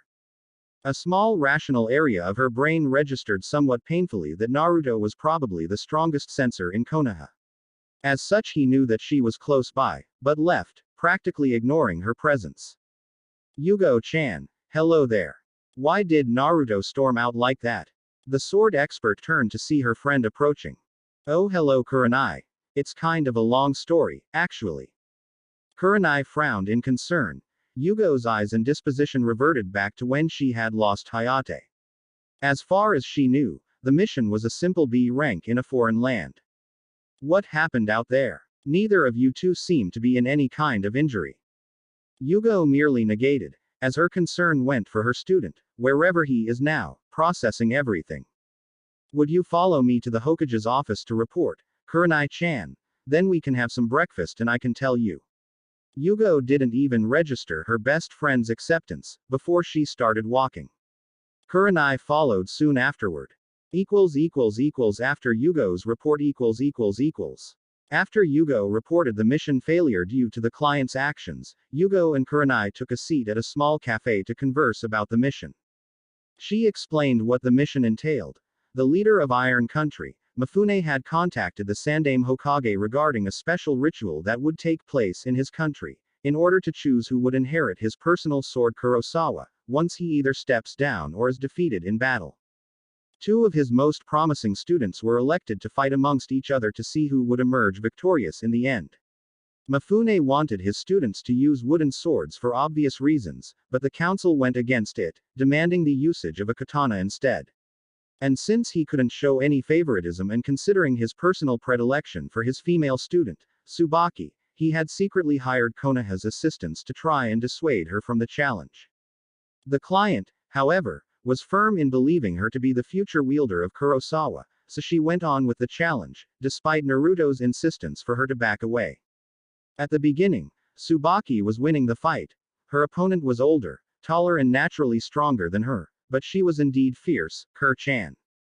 Kurenai had enough experience to know the end of the story as she looked down at her tea, with a heavy pain in her chest. Eventually, her arms gave out. Her stamina faltered and she missed a precious step to center her defense. The opponent's sword pierced her torso. Ah! Naruto's follow-up scream for her name is still echoing in my ears, as we speak. He held her in his arms, until her last breath. Before passing away, she had given him her sword. I see, so that's what happened. Indeed, her heart went to Naruto's as did Yugo's. Naruto and I had at least 3 weeks to try and convince her to back away. The two also spent a lot of time together as well as sparring constantly. Kurenai looked up from her tea and inadvertently went there. Was he infatuated with her? Yugo wondered about that. Considering the pain she felt from him, it would be plausible. Kurenai, for her part, wondered why she even asked that, but the words just came out of her mouth. I don't know if it went that far. They had spent a lot of time together, sharing stories of training, and Naruto told her about some missions he went on, around the elemental nations. A bond was formed, but I don't think it was that kind. Yugo then finished her tea, before continuing with the story. We left Iron Country soon after her funeral, which surprisingly enough, was only attended by us and Mifune-sama. Naruto-kun is still due to let go of the katana she gave him, before her passing. Kurenai was quiet, wondering about a lot of things afterward. Well, Kur-chan, I'll be headed home for some rest. Now that I have more free time, I guess we can see if Anko-chan wants to do something later tonight. Kurenai, though, merely nodded and waved her goodbye, while her mind was still filled with many thoughts. Ah, sure. Get some rest and leave the bill to me. At night. Kurenai's day revolved around meeting with her old teammates Shino, Ino and Choji to see if they needed her help with anything. However, throughout the day, her thoughts went back to Naruto and wondered how he was feeling after what happened. She tried searching for him, in between meeting with her old students, but he was nowhere to be found. It was already night time right now, as she was heading straight to her house, passing through the dense gardens of Konoha. As she looked around, she noticed how familiar this particular path was, considering that she and Naruto would casually stroll through here, after a shared meal. She stopped walking, however, as soon as her eyes turned right to see a small lagoon, practically hidden from view. It came as a surprise to her, considering that she had never noticed it, until now. As she approached the lagoon shore, she was surprised to see the very person of her interest, sitting there in the middle, holding a katana in his hand, presumably from the girl samurai Tsubaki. She didn't take 2 steps further, before she felt the wave of his sweetened nature chakra enveloping her. The feeling was nothing new, as she knew the secret of how he is able to extend his sensor reach. Instead of the warm feeling of his humongous and dense chakra, she could feel nothing but chaos and disarray. It filled her with sadness, and she didn't need to see the teary cerulean eyes reflecting in the water. I'm sorry for not greeting you when we returned to the village. Kurenai was surprised upon hearing his mellow voice. She just casually stepped on the water and reached his position, though his eyes were finding it hard to leave the sword in his hand. So, you did notice I was there, Naruto-kun. That wasn't very nice of you to simply vanish without saying anything. Despite the choice of words, Naruto didn't sense any anger or disappointment in her chakra. Once again, I'm sorry. I needed to process what happened on the mission. Kurenai took a seat next to him, getting comfortable, while holding her knees close to her chest and looking at the night sky. Yugo told me about what happened. Do you want to talk about it? Naruto, once more, looked at the sword in his hand, trying to find the words, or any word whatsoever to respond, but Kurenai only smiled and continued talking. It's okay if you don't right now, though. It takes time to find the words when you're grieving. Kurenai, then, saw his subtle nod, at least glad that he wasn't shutting himself from her. Still, it was an entire ocean's length compared to where she figured he needed to be in order to open up to her right now. Then, Naruto surprised her when she heard his rasped voice. I failed. Naruto Shippuden asked. Despair playing. The mere word was enough to tighten the grip he was holding the sword in his hand. Kurenai paid rapid attention as he clearly struggled with the words. Tsubaki-san. She wasn't supposed to fight. She wasn't ready. Kurenai had enough detail to figure that out by herself, but she let him continue, as right now he was in his own little world. When we sparred, she was improving, but it wasn't enough. And I tried. I really tried dissuading her, but I failed. She decided to go and now she's dead. Kurenai's chest began to ache at the pained voice from him. It was surprising, because Naruto always seemed so confident in pretty much everything that he did, growing up. It was like an effortless and exponential growth, that was nothing but astounding. Is this your first mission failure, Naruto-kun? A sad laugh was the answer, before he looked at her. She could see his watery eyes. Oh no, there were a few missions in the beginning that ended in failure, but this was the first time, that. Yes, she understood, it's like a rite of passage for shinobi adulthood. That someone died under your watch. Her hand went for his shoulder, offering him comfort, and Naruto was just too absorbed in sorrow to realize it. It's something that every shinobi goes through, Naruto-kun, the first time it's indeed hard to bear. You feel like a failure and consider folding under the pressure you place on yourself. Everyone went through that.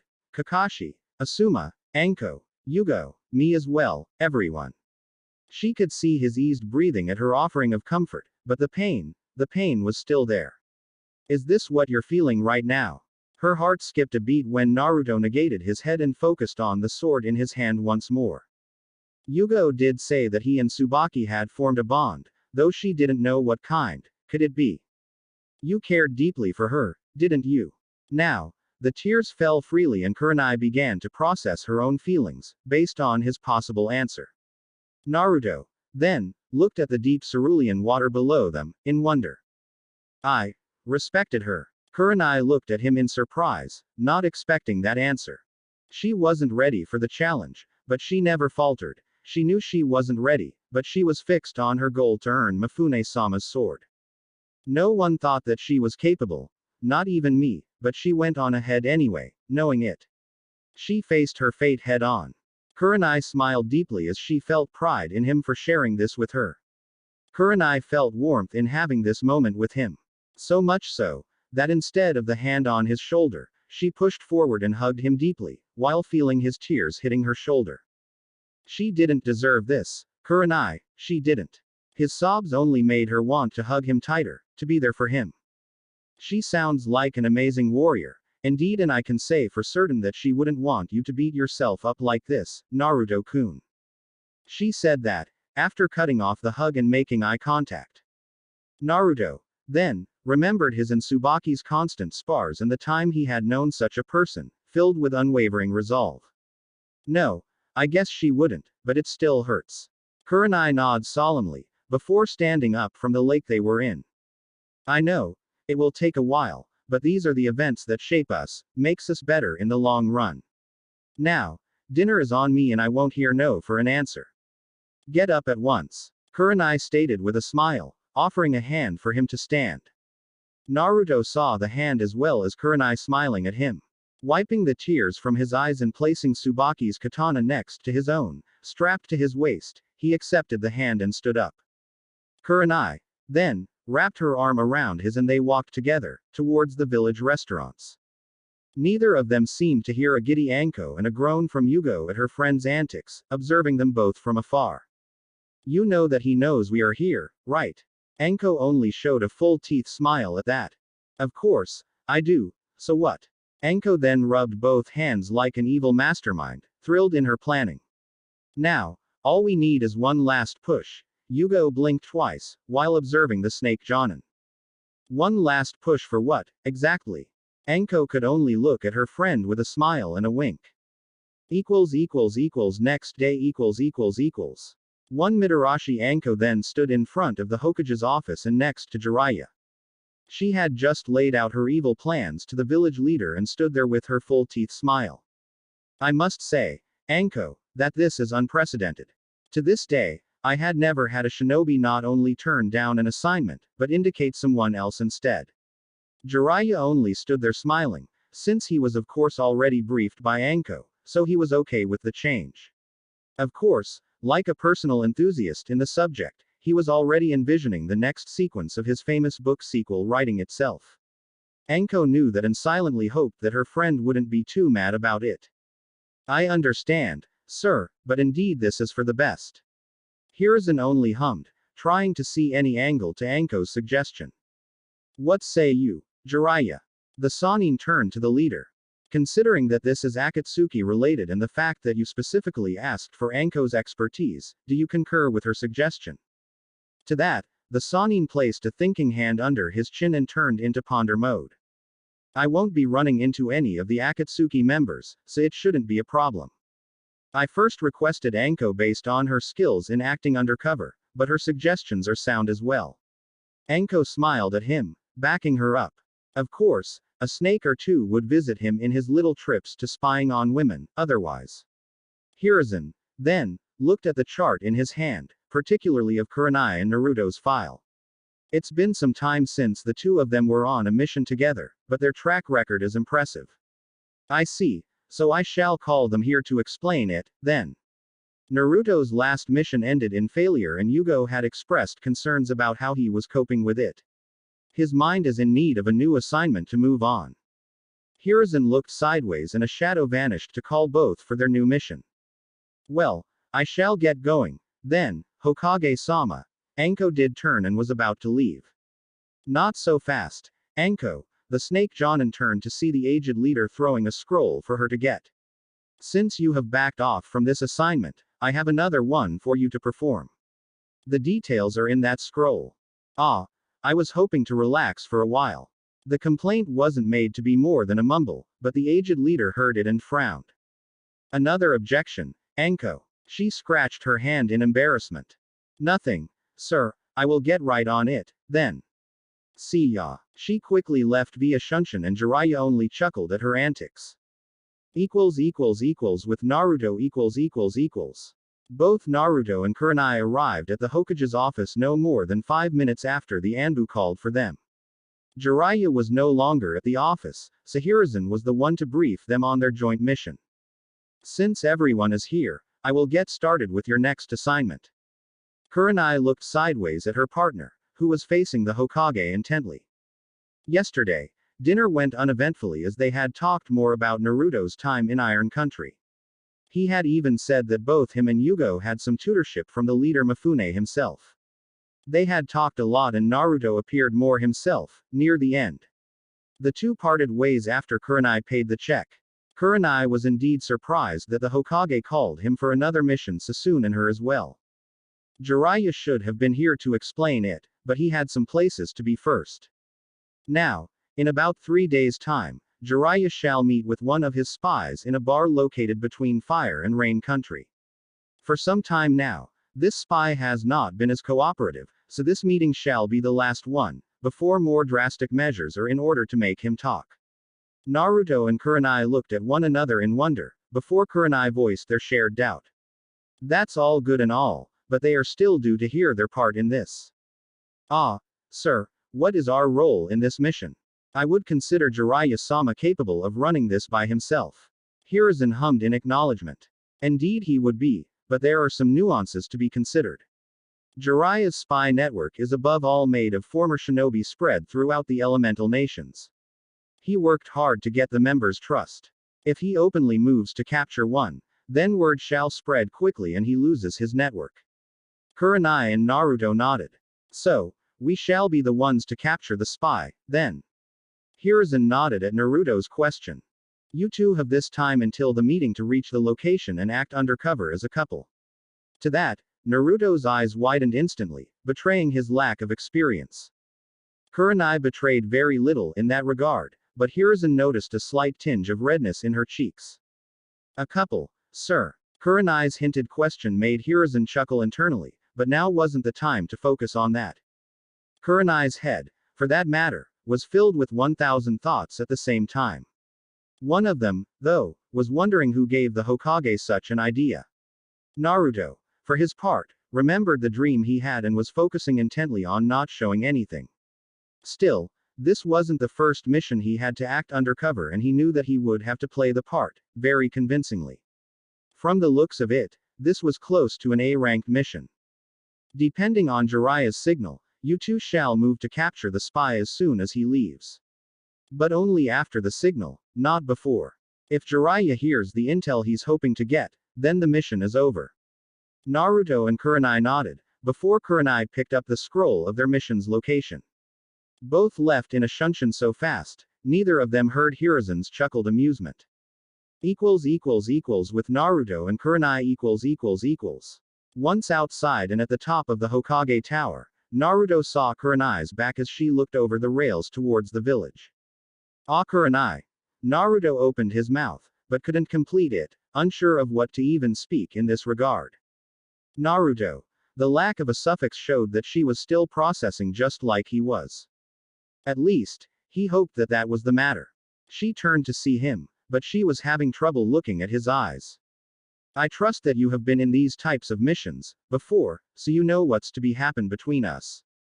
Naruto blinked a couple of times, before nodding in acknowledgement. Kurenai at least smiled, knowing he was taking this seriously. Considering the level of this assignment, we are to play the part as convincingly as possible. That being said, Kurenai took some time, collecting her thoughts and her breath. We are to treat each other as a couple in a bar. I understand you know what that shall entail. The experienced Chunin merely nodded, looking down for a couple of seconds, before cerulean eyes met up with ruby ones. I understand, Kurenai. But, I don't know just how convincing I should be. I mean, I don't want to make it seem like I'm, you know, taking advantage. She said nothing to that and simply approached him, before placing a comforting hand on his right cheek. The jonin was smiling at him and Naruto had truly felt something stir in his chest at the vision. It's astounding how much you have grown, Naruto-kun. I was having doubts about this mission, but now I truly wonder if there is a better partner in Konoha for this mission. Naruto blushed at the compliment and Kurenai smiled. I trust you, but for mission's sake, I shall choose a code word to say if I feel that I'm not comfortable with what you're doing. The word is illusion. You shall get to use it, as well, in case you're not comfortable. He nodded, before Kurenai opened the scroll of the place's location. The rendezvous point is close to 3 days in shinobi speed. We need to see an inn nearby to change into regular husband and wife clothes to then reach the place. Naruto was also looking at the map, indicating an inn located at the same town the bar was at. Okay. Then, by your leave, Taicho. Kurenai nodded and both left via Shunshin towards the nearby gate. The border between rain and fire country . The Sannin Jiraiya was inside the location as per the mission requirements and quickly maneuvered himself throughout the crowded tables and booths. With this particular spy, if anything and that meant anything was different, then he wouldn't even appear. As such, Jiraiya made sure to arrive at a time when no one would bother choosing the private booths near the farther wall from the bar entrance. Ordering a sake bottle and 2 saucers, Jiraiya made himself comfortable while waiting for the spy's arrival. Of course, his state of mind was also key, so he just couldn't look at the door every time his peripheral vision caught sight of it. As such, after a couple of servings, the Sannin just allowed himself some time for his thoughts, while waiting. It's been a long time, hasn't it? The raspy voice reached his ears, before Jiraiya chuckled and looked sideways to his spy. A man with long black hair, a poorly shaved beard, wearing a blue haori and dark pants. It has indeed. Please join me, the sake is still warm. The man grumbled and took a seat, opposed to Jiraiya's. No names were needed between the two and precisely not when people may be listening. Much obliged. Sometimes, the thirst requires a bit more poison. I trust you ordered the finest brands. Jiraiya smiled and served the man's saucer. Of course, I wouldn't waste this opportunity for us to meet after so long, with cheap sake. The spy drank it all in one go just like Jiraiya remembered, before he poured more and the spy drank it all once more. Ah, indeed. Now, to what do I owe the pleasure of this meeting? Jiraiya knew enough about him, not to jump ahead with the subject, even if he wanted to deck his face for even asking. Oh no, there is no reason needed to share sake with friends, isn't it? The spy had simply nodded with a smile, asking for a refill. He was about to open his mouth once more, when the both of them saw what appeared to be a couple walking inside the bar and taking the first private booth on the adjacent wall. The woman, with ruby eyes and brown hair too, was wearing an elegant brown kimono with red sash, while carrying an umbrella. Her arms were holding the male with blonde hair and blue eyes, wearing a light gray overcoat worn on top of a military-like blue uniform. The woman's head was comfortably rested on the man's shoulder as she looked at him with plain adoration and love. The blond man, for his part, with his free hand, gently caressed her cheeks, while looking at each other with plenty of affection. The spy snorted at the display and Jiraiya secretly applauded those two, while at the same time seeing his new book writing itself. Anko was right. This is golden. Though I wonder if they are this good at acting or if there's something else there. Hahaha, something else indeed. And here I thought that this place was reserved for the drunk and pathetic. It's rather nice to see such a lovey-dovey couple, isn't it? The spy kept on looking them up and down for a while and Jiraiya knew that he was checking their behavioral pattern attentively. One of the bar waitresses placed a bottle of sake and the man had quickly handed over the money, before the woman served him some sake. The man, then, accepted the serving as both drank it all, before the man told the woman something and she started laughing, before cuddling close to him, without worrying if they were making a show or not. While couples normally behave like this in public, nothing seemed out of the norm, so the spy turned to the Sanin. Indeed, it's a welcome view. Now I take it that you wish to hear about what I have to say. Jiraiya nodded, as the two started talking. With Naruto . The disguised couple were just enjoying their night out, unimpeded about the mission parameters. Despite that they were playing a role, both were quite accustomed to one another, to the point that it felt automatic to have a nice chat. Of course, Kurenai's trained eyes and Naruto's sensor capabilities kept them focused on the conversation that Jiraiya was having at the moment with the member of his spy network. More sake, honey. Naruto smiled at the offer, both already quite intoxicated by the product. Together, they had already emptied half a bottle and that only served to keep them even more at ease with each other. Oh yes, please do. Kurenai smiled and served him. Kurenai's kimono was a bit loose on the shoulders, so it dropped a little bit, showing the top part of her chest region.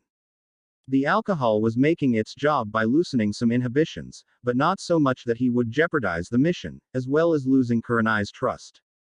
She, for her part, though, was acting out of character at the moment. Usually so composed, Yuhi Kureni was already past her limit of social drinking. At this point, her inhibitions were also more loosened, despite her continued focus on the mission. Her female-trained eyes, of course, noticed Naruto's focus on her chest area. She smiled coyly at this, while inside feeling the warmth. To what she attributed this feeling, so far, she was unaware. It could be the alcohol talking or, it could be the images that she started having of the nice man by her side, images of his training regimen, of his discipline, images of his clothes off. Oh, honey, are you trying to sneak a peek? That's not very nice, you know, at least not in a public place. Naruto sensed no tension in her chakra, nor did she use the code word. Sorry about that, though I am finding it hard to control my eyes. Kurenai caressed his whiskered cheeks fondly, making it extremely hard for him to stay focused at the moment. Oh, how flattering, even after our afternoon sessions, you're still lingering for more, I take it. Kurenai's inebriated mind was off the charts right now, as she couldn't even control her own mouth at this point. Plus, the images had already moved on to him taking some liberties with her. Cursing Anko at this point was irrelevant. She was there, already. The conversation was leading to something that was no longer under her control. And her hands were still caressing his cheeks fondly, when the image of Naruto kissing the princess also surged in her brain. She really wasn't prepared for what Naruto said next. You know, I was really trying to keep it together and not kiss you right now, since we are in a public setting, but I don't think I can resist another second. She saw his face approaching hers and all she wanted right now was to lean forward. Oh my, how mischievous you are, honey. His smile at her had literally made her heart skip a beat as the two embraced each other, while making lip contact. As soon as that happened, Cerulean and Ruby eyes opened up in surprise, looking at each other. This wasn't supposed to happen, at least, not mission-wise. However, at this point, none of them even considered stopping as the eyes closed once more as the respective heads moved sideways with Kurenai's resting on his shoulder, while Naruto leaned in to deepen the magical moment of the undercover couple.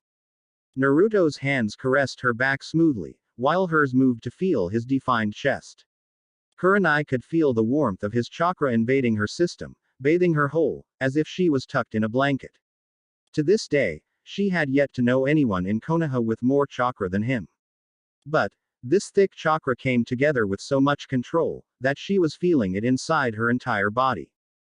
Dared she say how she was feeling downstairs, and the feeling started to scare her. The mission was still a go and she couldn't allow herself to lose control, or at least cross that boundary. But she wanted it.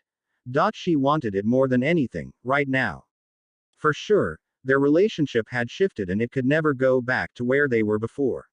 When they went back to the safe confines of the village, oh, the images. Naruto, for his part, felt so out of this world, that for a moment, he had simply forgotten that he was still on a mission. The dream he had of them kissing was nice, but this was simply indescribable. And he found himself wanting more. The couple didn't know for how long they were at it, just that neither even thought of remembering the code word right now. Jiraiya was watching his spy leaving the bar and passing by the heated couple making out.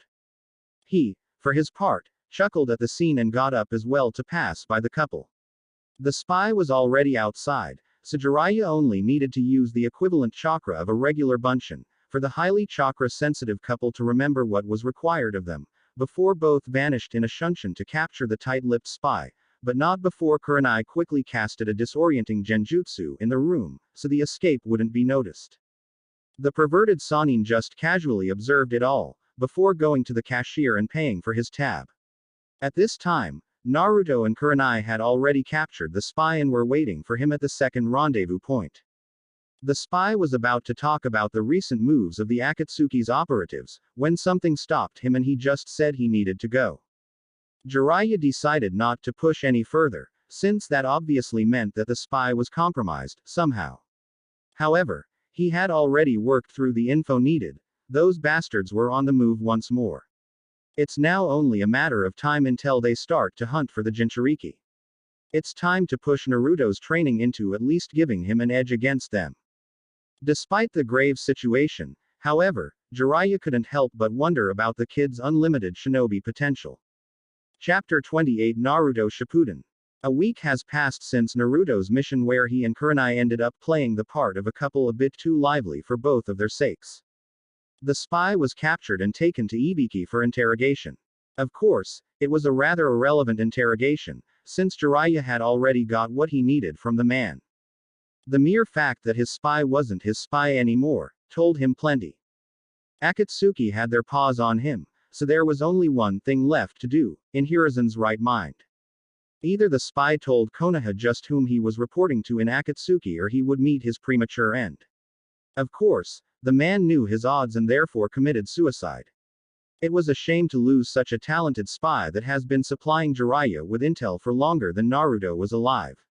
However, Konoha just couldn't allow him to roam free, not even keeping him locked up bode well for the higher-ups. Who knew what Akatsuki was capable of, with one of their own inside the village grounds? Aside from that, Hiruzen and Jiraiya had conversed in length about what to do, moving forward. Naruto, the village's Jinchuriki, would have to be stronger. Much stronger than he is right now, despite some already considering him an A-class shinobi. His overall skills were already impressive, but he needed an edge. Naruto's usage of the fox's chakra would only grow in time, so they didn't need to worry about his chakra capacity. His usual Rasengan was doubled in size from where he learned the technique. Yugo had already declared that she had nothing more to teach him in terms of kenjutsu, and his water, wind elemental ninjutsu repertoire, while limited in terms of quantity, had efficiency as its main quality. No, what he lacked was his knowledge in fuinjutsu and space-time ninjutsu. So, fuinjutsu was Jiraiya's field of expertise, which is why the perverted Sannin had taken upon himself to tutor him. Space-time ninjutsu was a mystery to everyone in Konoha, with the exception of the Yondaime Hokage. His technique, the Hiraishin, was passed on to 3 jonin in the village, but none of them held a candle to Minato's knowledge. Of course, Naruto was privy to the knowledge shared by the Nadaime Hokage, so aside from fuinjutsu by Jiraiya, he took upon himself to learn that particular craft from the Nadaime's scroll. 2 particular techniques were his target to learn. The Gojo Kibaku Fuda, mutually multiplying explosive tags, and of course the Hiraishin Jiri, flying thunder god slash.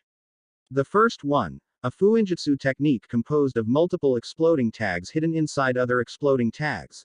The last one of the Nadime's masterpieces and Naruto's personal interest. The first one, although an A-rank technique, was not considered hard to learn. The second one involved Naruto learning theories that he so far couldn't make sense of. Usually, one would have time to get that far, but against S-rank shinobi gunning for his life, time was a luxury he couldn't afford at this point, as he moved towards the waterfall cave where he first met with the Nadime Hokage. About his personal life, or rather what happened between him and Kurenai, was considered an S-rank level secret, by themselves, or rather Kurenai did. Once they returned from the mission, she was having trouble looking him in the eye and also having any form of conversation with him. Then, she had opted not to see him for a good while, which really made him nervous, thinking that he had stepped over the line in their mission. She didn't use the secret code and it seemed like she was enjoying it just like he did. The Chunin was truly at a loss about what to do or how to proceed. It's not like he could go to anyone to ask questions. A mere word about it and he would risk it getting out in the open, which was something he didn't want for either one of them.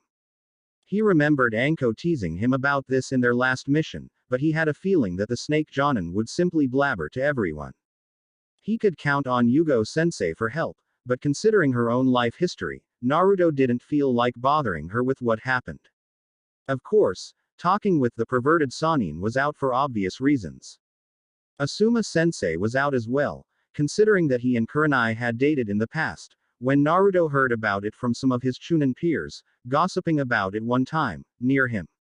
Neither of his genin teammates, nor Yakumo, were viable options. Hinata has been acting strange around him for quite some time now and Shikamaru would simply wave it off as too troublesome to get into. Thinking about his former sensei, Naruto managed to get a nervous laugh, in contemplation. Just imagine asking about this to someone who was a firm believer that shinobi and emotions just don't match. Naruto could already picture the legend's response, looking at him with a plain face for a while, before dismissing the situation as a waste of time. So, with a sigh, the experienced Chunin resorted to doing what he could at the moment, train his ass off in hope, beyond hope, that the answer would become clear. Though, the thought of Kurenai never wanting anything to do with him, brought chills to his spine. With Kurenai . It was late at night and one Yuhi Kurenai had decided to simply stay home tonight and possibly the entire week.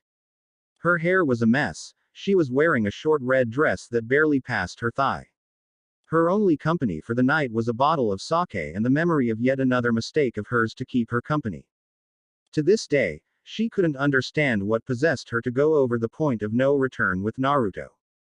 Sure, they were supposed to be a couple and play the part convincingly. However, at one point, something inside her wanted, desired, it would be the better word. Naruto's choice of clothes in their assignment had only added insult to injury as she eyed a man next to her, forgetting about the boy that she once knew. The after memory still lingered as her body still trembled at the feel of his lips on her, his hands caressing her arms and back, while she used hers to feel the efforts of his training so far. Above all else, she could feel his warm chakra, while kissing, and it was something she had never felt before. This safety. The warmth. It was like we were under a warm blanket, and I just couldn't stop. No, I didn't want to stop. Kurenai stopped in her daydreaming once again, with a forceful rub of her face, while kicking herself for feeling like that, the shots of sake doing little to keep the guilt from weighing down her shoulder. She should have stopped him. Stopped herself once they both realized the spy stopped looking at them and focused on Jiraiya once more. And now, she was risking, yet again, the friendship of someone close to her. Once again, the hands went for her face as she cursed her urges, cursed her own hormones, cursing Naruto, for being so. Nai-chan, come on, open up. I know you're in there. Kurenai jumped from her couch, once Anko's voice, together with her smashing her doorway, was announced. Go away, Anko, I want to be alone. A couple of seconds passed, but then Anko slammed her doorway once more. Come on now. Let me in. Kurenai groaned and got up, before opening the door and walking back to her sofa, angrily. What's going on? Nai-chan. You went on a mission with Naruto-kun and then you locked yourself in your house, what happened? I don't want to talk about it, okay. Now say what you want and leave me be, please. Anko looked at her friend in alarm, remembering the last time she behaved like this, though it couldn't be. Come on, Nai-chan, at least talk to me. Kurenai wasn't meeting eye to eye and Anko placed both hands on her waist. Does this have anything to do with the mission? Ibiki was having the day of his life with the spy, so the mission was successful. Kurenai kept it quiet for a moment, before pouring more sake to ease her headache. The mission went fine, if that's what you're concerned about. Anko narrowed her eyebrows, now wondering if perhaps she had made a mistake in pushing those two ahead of time. Instead of pushing to get the answer she needed, Anko had decided on another more subtle approach, as she took a seat next to her clearly distraught friend, offering her a more caring tone this time. There could be many things that happened and Anko was dreading the worst possible outcome, of Naruto perhaps taking advantage, which was far-fetched in her mind, but he was still a guy. If that happened, then Anko would truly introduce him to every viper she had in her summoning contract. It's me Nai-chan, you can talk to me. Did he do something to you? Once again, Kurenai felt conflicted in opening her mind and Anko was starting to get mad at him, and mad at her for pushing this to happen. He did, didn't he? Oh, I am going to castrate that bastard. Anko moved to storm out of Kurenai's house, when the illusion jonin grabbed her wrist and pushed her back to sit next to her. Nothing of that sort happened. Kurenai was feeling numb until Anko's words were fully processed. The snake jonin had released a sigh in exasperation. She truly didn't want to believe that he could be like that, but she was wrong in the past with plenty who pretended to be a nice guy, only to show his true colors afterward. Luckily for Anko and not so much for the imbecile, that she could summon snakes from within her sleeves. She, then, looked at her best friend, who still appears to struggle with her words. Me and Naruto-kun went on an undercover mission together as a couple and, we, ended up kissing. Anko kept her attentive eyes and ear to her friend and like a switch inside her brain, she noticed the sudden smile in Kurenai's mouth. Though, that smile then shifted to a frown. Okay. You're undercover, it happens, what was the problem? Kurenai's ruby eyes looked at her friends and then towards the floor. At first, it was only under the pretense of our cover. Before we started, Naruto-kun was so sweet to ask for a code word for me to use, just in case. Being Kurenai's best friend, Anko was privy to Kurenai's feelings about the blonde prodigy. And seeing the affection Kurenai used to address him was too much for the snake jonin, who by this time was feeling less guilty for pushing them together. However, she was still wondering why her friend was so distraught like this, if Naruto didn't do anything wrong with her and was, like Kurenai said, a gentleman. Her friend, then, continued the explanation. Our bond worked plenty in the bar and, it felt easy to flirt with each other. At some point, however, I guess he too, forgot that we were on a mission. Anko's eyes widened as she saw Kurenai's mesmerizing eyes as if she was reliving it. When we kissed, Anko, it was like, everything else stopped mattering. I just wanted more, we both wanted. Wow, he is that good, huh? Kurenai hadn't even paid attention to Anko's questioning, as she was yet again remembering the sensation. I don't get it. Then, why are you like this? The feeling of guilt returned in full force and Kurenai turned to her friend. On the way back, my mind went haywire. Anko, I am his senior. What I did was unprofessional. He's younger than me. I took advantage of him. Anko was snorting at each and every so-called problem that Kurenai was listing. But what bombarded me even more is that I was risking his friendship. At this, Anko stopped and looked more thoughtful. What if we take things further and then something happens, Anko? Okay. Those you first mentioned are horse shit, but the last reason is more sound. Kurenai felt more at ease now, despite her chest never stopped hurting. Ever since he first came to me for genjutsu lessons, we became close, seeing his growth as a shinobi as a privilege. Furthermore, molding his growth while taking care of his personality, Konoha has never bothered to care about its geniuses and plenty died because of it. I also got to impart my wisdom, About genjutsu, Anko. Aside from that, we got to know one another. I told him about my father. Anko's eyes widened at that. Kurenai only shared that with a precious few. Wow, really? When? You never mentioned that to me. Kurenai smiled, remembering it. Yeah, it happened in our first mission together with Hana-san. He even felt guilty when I told him how my father died, taking the fall for what the fox did. Anko saw Kurenai's now content smile. After his mission with Yugo turned into failure and he cried in my arms, Anko, it was so heartwarming. To have his trust. To know that he felt safe around me to mourn.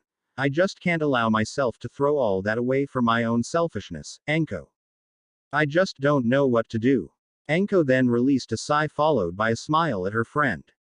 She also remembered how much she teased him about this possibility in their last mission and how Naruto wasn't able to hold back the blush at the thought of him and Kurenai getting together. He is indeed quite surprising. I tease him a lot, but I also grew to care for him, like a little brother. Yugo-chan never stops gloating about her student. Kurenai this time wiped the tears from her eyes, feeling more at ease. I don't want to hurt him. Now that the snake jonin understood the conundrum, she felt more at ease with her initial plan. Well, who's to say that what you're worried about will happen? Kurenai looked at her friend, who was smiling. You're worried that something may happen that can set you two on different life paths. Well, I am certainly seeing signs that you are not seeing, Nai-chan. What signs? To an expert interrogator, it was quite obvious and Anko snorted at the question. Your face betrays you, Nai-chan. When you talk about him, a smile appears, almost automatically. Kurenai blushed and Anko felt the need to scream like a schoolgirl at the scene. The way you describe the make-out session, I can tell you wanted things to escalate, like I bet he did with the princess. Anko laughed at Kurenai's look of anger at her friend for once more teasing her like that. Okay, I will stop doing that. Can't fault a girl for trying to tease you, though. Now, I can't really tell you what to do. To count him as a friend or a lover, but to keep yourself from exploring bigger things, based on the mere possibility that something may happen. Our line of work just doesn't allow us to think long-term, Nai-chan. We can be killed anytime, anywhere. Kurenai nodded, understanding what her friend was getting at, but Anko was not done. I say go for it. I get the feeling, though, that he may reciprocate your feelings more than you realize. And who knows, maybe something wonderful can come out of this. Hey, more than it already has, in my book. You're only saying that, because going forward, means that eventually, this time, Anko smirked, knowing that she got through to her friend. Hey, please don't insult my intelligence, here, Nai-chan. I know that you have already pictured it plenty of times, I can even smell it. Just remember to give me all the details later on. Kurenai then blushed in embarrassment. You're such a pervert. Kurenai, though, was still blushing and Anko placed one hand over Kurenai's neck, before reaching for the sake. Now, let's get this party started. Hey, wait right here as I will call in Yugo-chan and even Hana-chan. She has been itching for some female drinking buddies. Kurenai laughed, feeling better this time as Anko left via Shunshin to call up her friends. While alone in the apartment, she passed a comforting hand over her mangled hair, while remembering her time with Naruto, only now without the guilt. With Naruto . The next day, Naruto was seen standing on top of a lake with his eyes closed, while wielding his sword. Unlike what he expected, training yesterday didn't clarify his conundrum about Kurenai. Still, spending enough chakra and performing some kenjutsu and taijutsu drills at least allowed his mind to get clearer, somehow. It had allowed him to blow off some steam, and then get some shut-eye last night. Right now, he was focusing on extending his senses past a few miles radius. The droplets of water around him swirled around him, first at low-level speed and then faster, before turning in a different direction.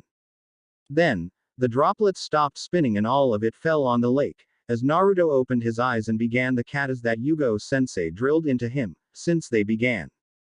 The sensei stood on top of a hill overlooking his training in her own jonin attire, with her arms crossed.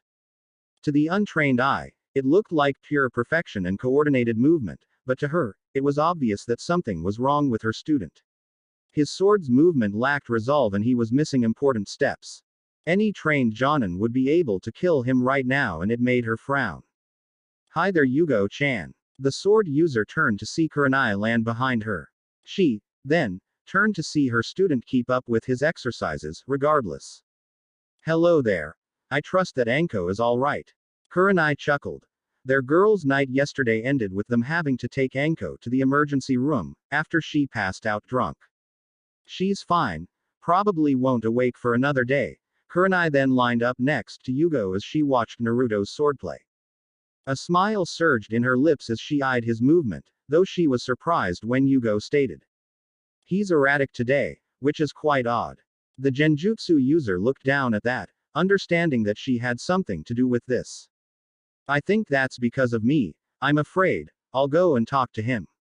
Yugo looked sideways at Kurenai, remembering about last night and how Naruto became the center of their conversation, or rather Kurenai and Anko's conversation. Whatever it was, though, it wasn't something that pertained to her, so she just nodded. She was about to comment further, when a hawk circulated over her head. "Well, it appears I have a mission to attend to. See you later." The illusion specialist waved to her in goodbye, before turning to Naruto and moving closer to the lake. By each step she took, her heartbeat increased, which was a new sensation for the Ravenet Jonin. While Hana and Yugo chatted by themselves yesterday, she and Anko had taken the opportunity to discuss her and Naruto's next steps, so to speak. She has made peace with listening into her heart and desires. However, at the end of the day, such a relationship just wouldn't be in anyone's best interest to be made public for obvious reasons. Anko, though, had the slight sensation that Naruto wouldn't question it, based on his own desire to keep what he could do a secret from most. Hell, even today, Kurenai understood that there were still official secrets declared by the Hokage regarding Naruto. Anko said that not even she was privy to the contents, so it was above a jonin's and even an ANBU's pay grade.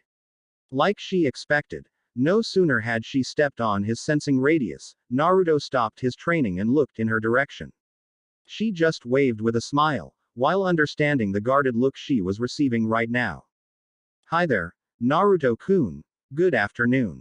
Naruto placed his sword inside its scabbard and then sealed it inside one of his scrolls, before eyeing her. "Getting some training done, I take it."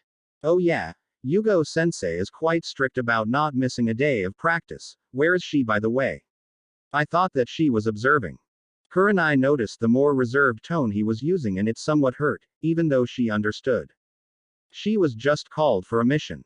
Naruto acquiesced and then looked down towards the body of water, observing its fluctuation, as if trying to understand the current situation. "Why are you looking down, Naruto-kun?" The answer to the question was obvious, but Kurenai still had to broach the subject somehow. "I thought you didn't want to see me." The Ravenet Jonin did expect the answer, but she was surprised to see the downed look, before Naruto continued, getting out of his chest. "Listen, I apologize if I stepped out of line, before." Kurenai didn't complete her questioning, surprised that he would be apologizing. She approached her once student, now friend and possible love affair. "You don't have to apologize for anything, Naruto-kun, you did nothing wrong." When they stood in front of one another, blue eyes met with ruby eyes as Kurenai became transfixed by its transparency. Naruto, for his part, saw her smiling and couldn't help but blush, particularly at the wave of her messy Ravenet hair, before she used her hand to place it behind her right ear. Then, why? This time, it was Kurenai who looked down. "I got scared." Naruto looked at her in surprise, while she continued. "It all happened so fast, that once I realized it, I got scared. I didn't want to risk jeopardizing what we have, Naruto-kun, and for that, I apologize." She heard him release a sigh, before showing a content smile. "That's a relief." To her questioning gaze, he clarified. "The mere thought of never seeing you again. I had trouble sleeping ever since we came back. I caught myself wondering if I said something or did something inappropriate that made you lose trust in me, that made you not want to see me." Kurenai chuckled at such a heartfelt confession coming from the young man as they took a seat by the lake shore to be at ease next to each other once again.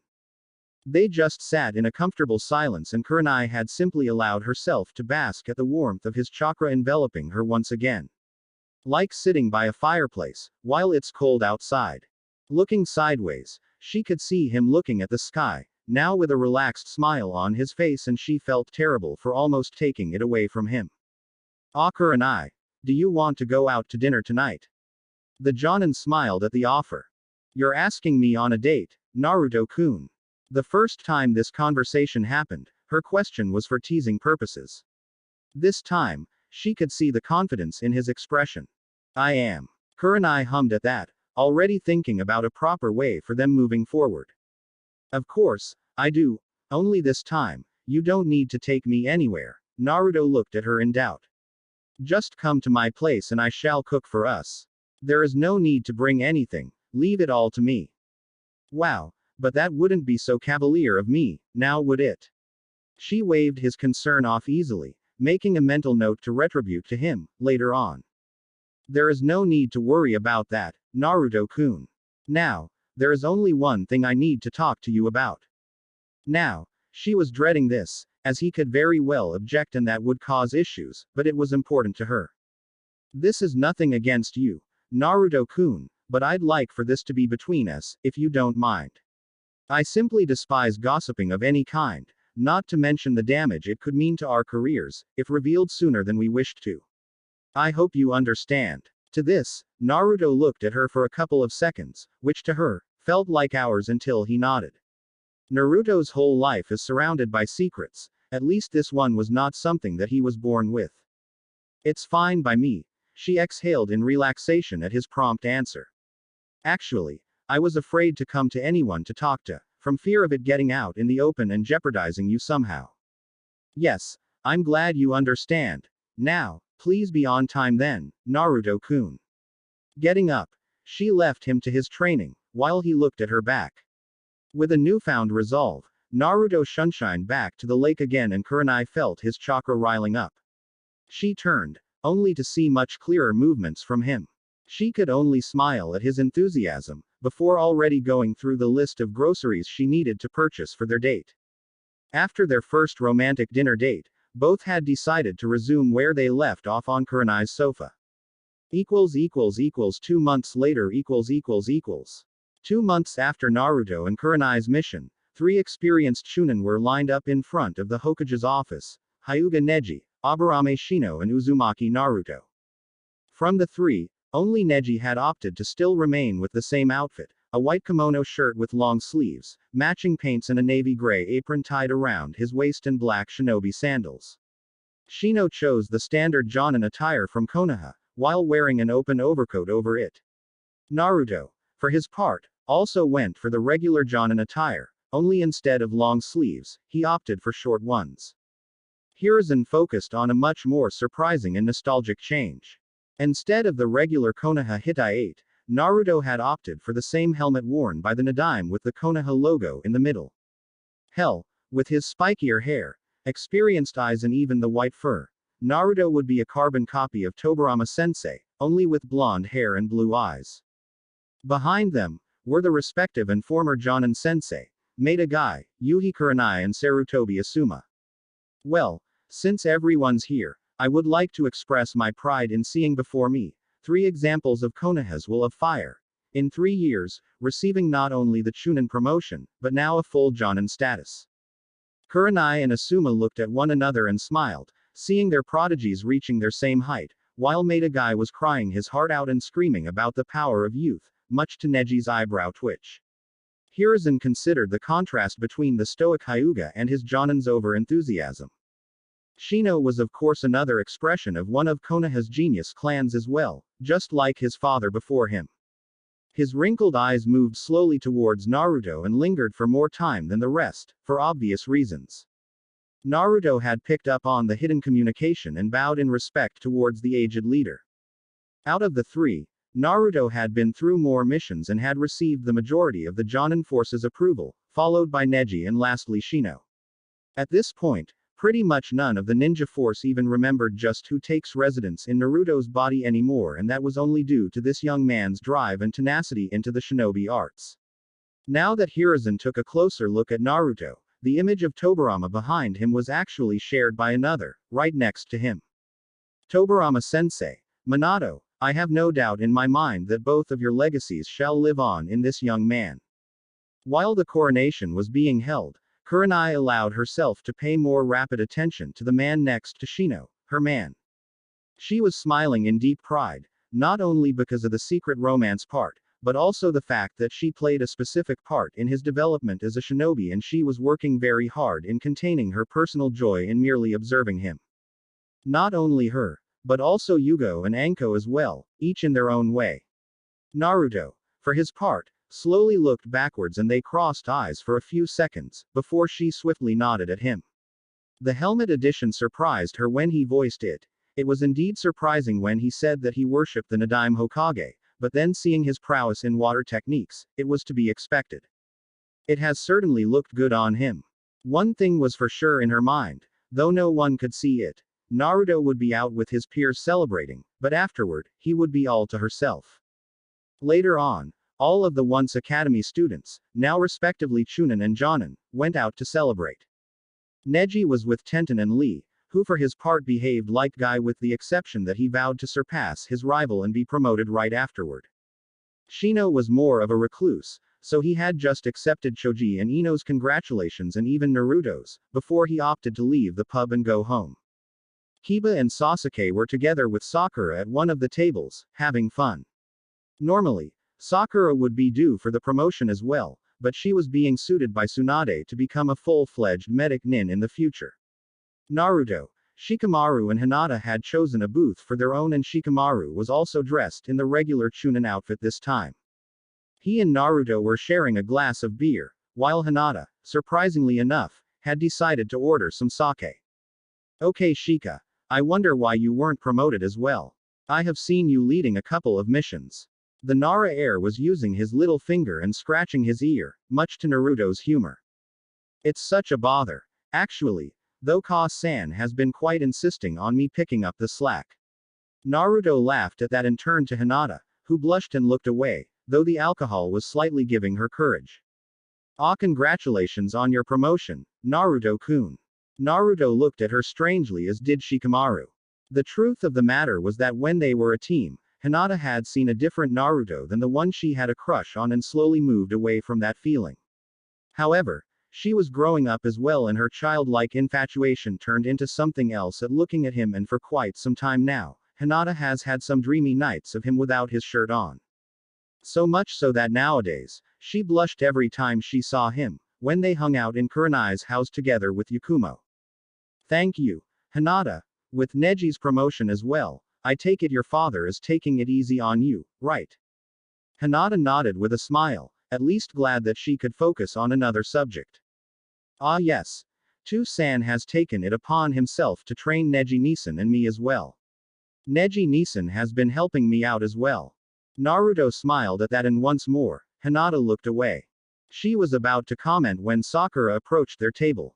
Naruto-senpai, congratulations for the promotion.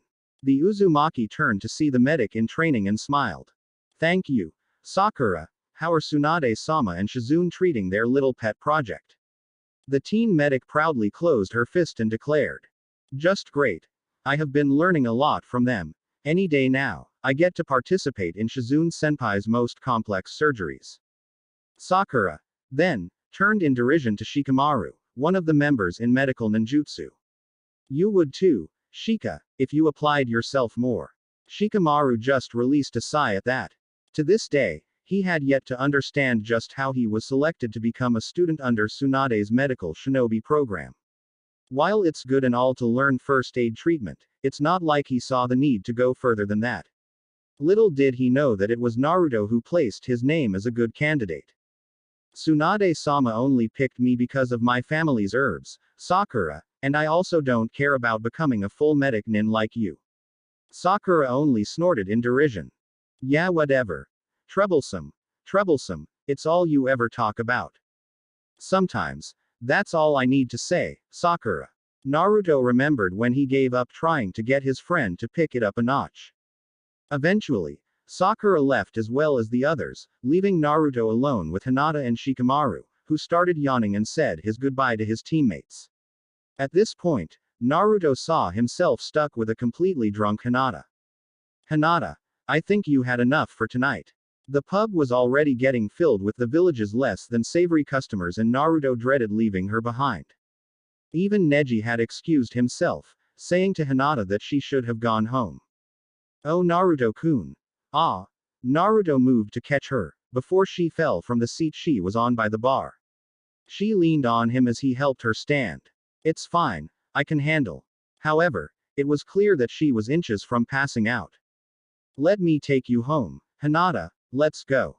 She was still insistent. However, Naruto had quickly and efficiently used a genjutsu to finish the job started by the alcohol. Well, what a mess. I can't take her home like this. Her father will be furious both at her and at me. Take her home, boy, pretty soon the customers here won't think twice. Naruto looked at the elder bartender and nodded, before placing her unconscious body over his shoulder. Once outside the bar, Naruto had a feeling that dragging the heiress of Konoha's most prized clan wouldn't do him any good. Plus, the possible rumors already brewing left him no choice, but to tell Kurenai before she found out from someone else and make wrong assumptions.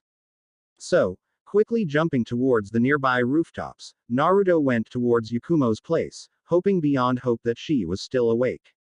Like Kurenai thought, Yakumo never went beyond the regular chunin, but she managed to make a living for herself, participating in missions as a long-range support and she happened to be Hinata's best friend nowadays, so she could shed some light into what happened and take care of her for him.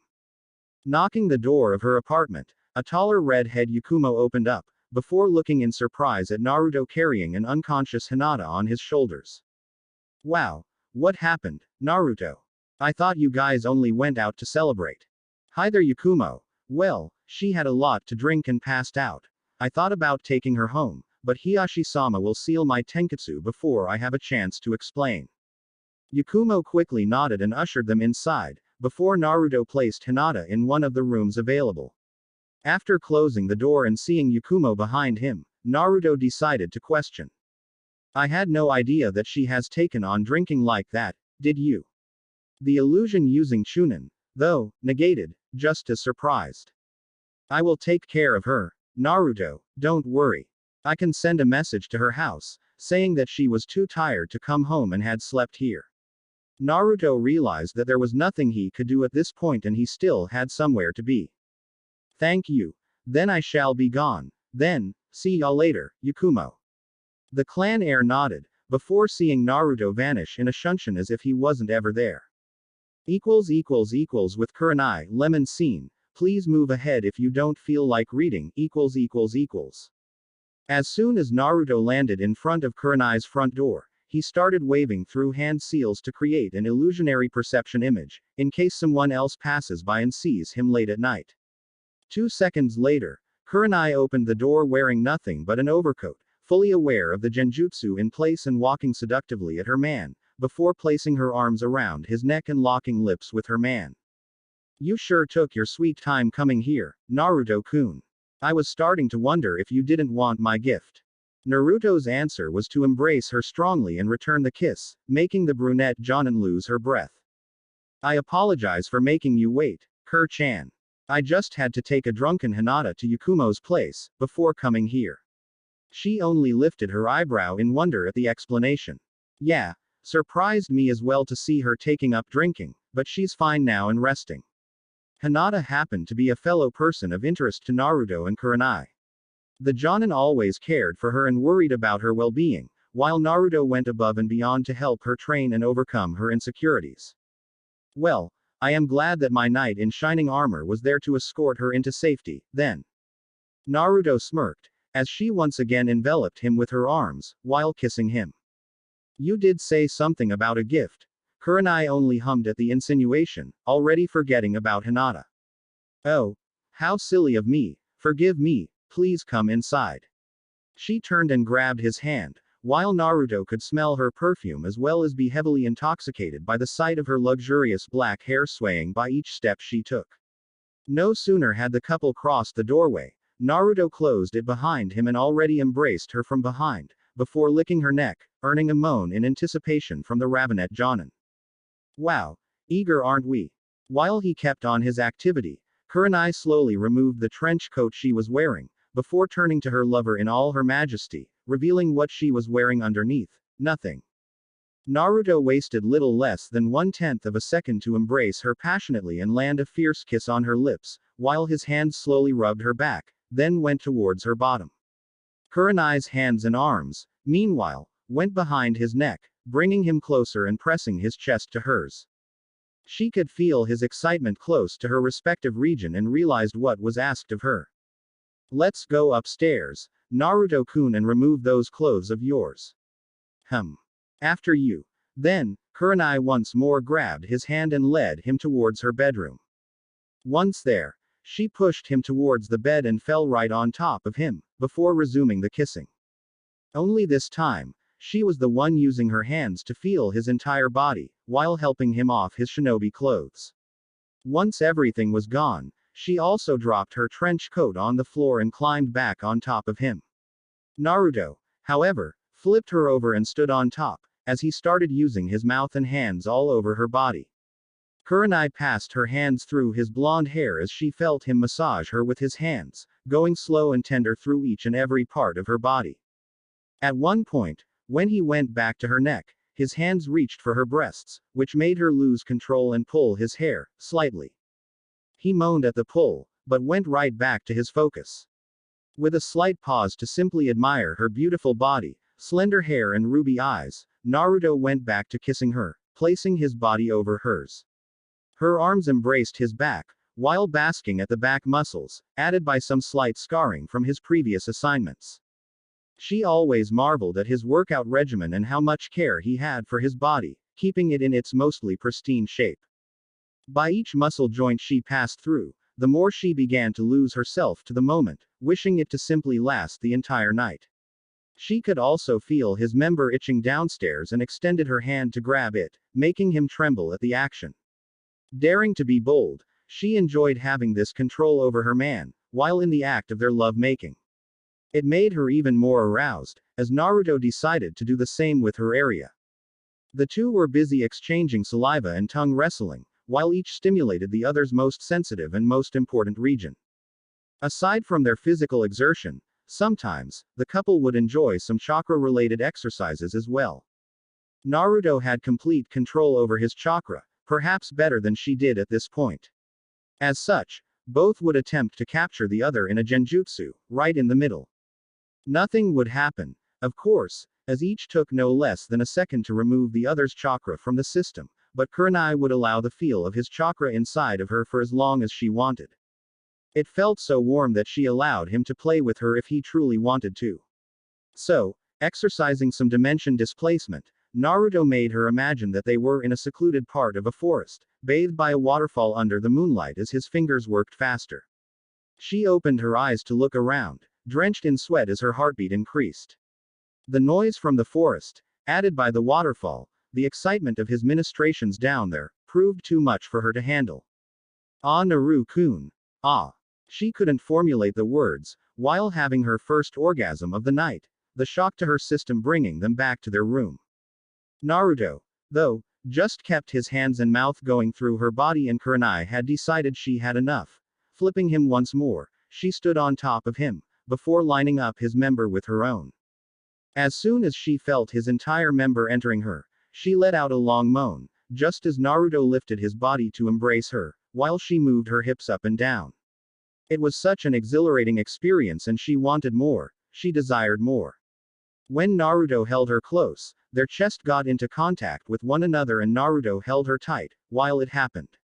They tried returning the kiss, but both just couldn't function without air for so long. The couple would move through more positions throughout the night, each more daring than the other. Kurenai wanted to feel him on top of her, because she wanted to see his face, see his eyes, while he looked deep into her eyes. Naruto, then, wanted to go back to the position from before when she was on top of him and he embraced her close. At one point, their minds were just too foggy and they simply continued, without much technique. Kurenai would lie down on the bed and Naruto would get behind her. She would bend over her body, while he grabbed her hands with his own. She had just lost complete focus in her eyes when Naruto completed the scene, whispering close to her ear, how much he wanted her right now. She heard him whisper that he wanted her every day, every night, just like this, and it set her over the edge. It sent him over the edge as well, before both were reaching for the climax. Because of the position, Kurenai just slammed her face on the mattress, while Naruto fell on top of her, both feeling the elevated heartbeat of the other, just as Kurenai flipped herself and saw the glazed expression on his face.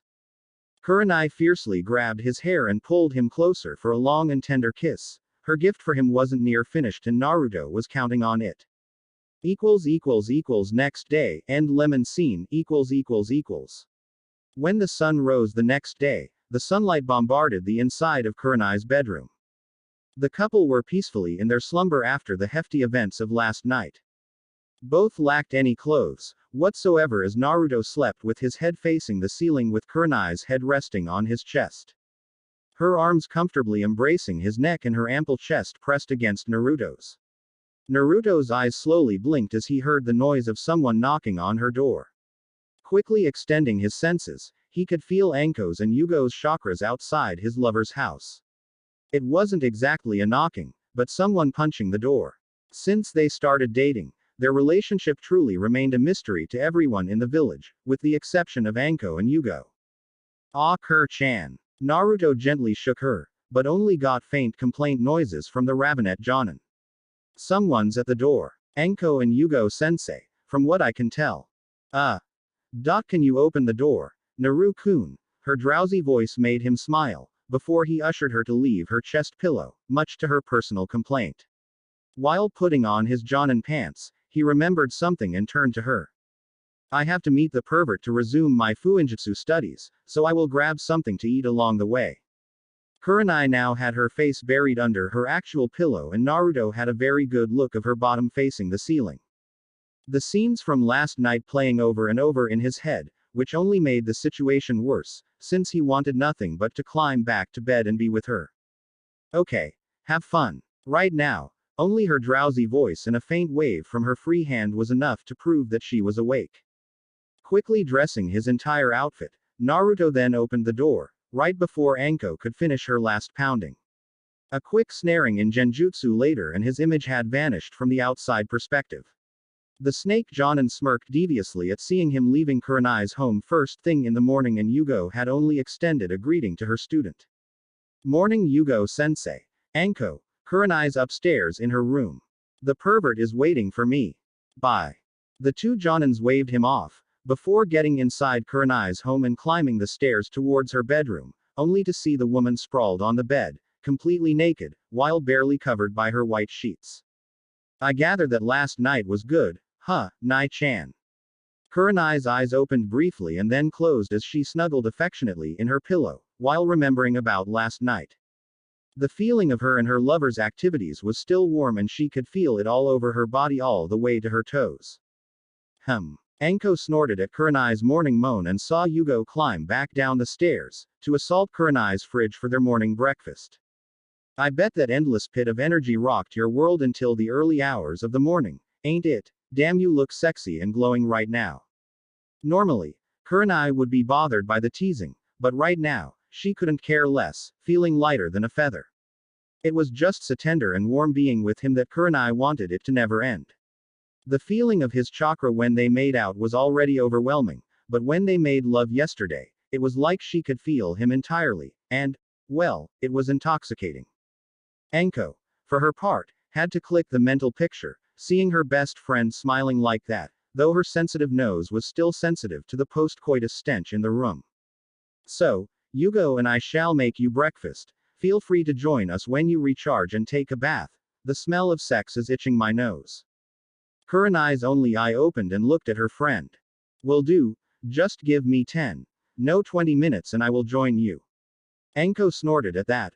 By the look on her friend's face, it was obvious that she wouldn't leave the bed for at least another hour, as she snuggled even deeper into the mattress.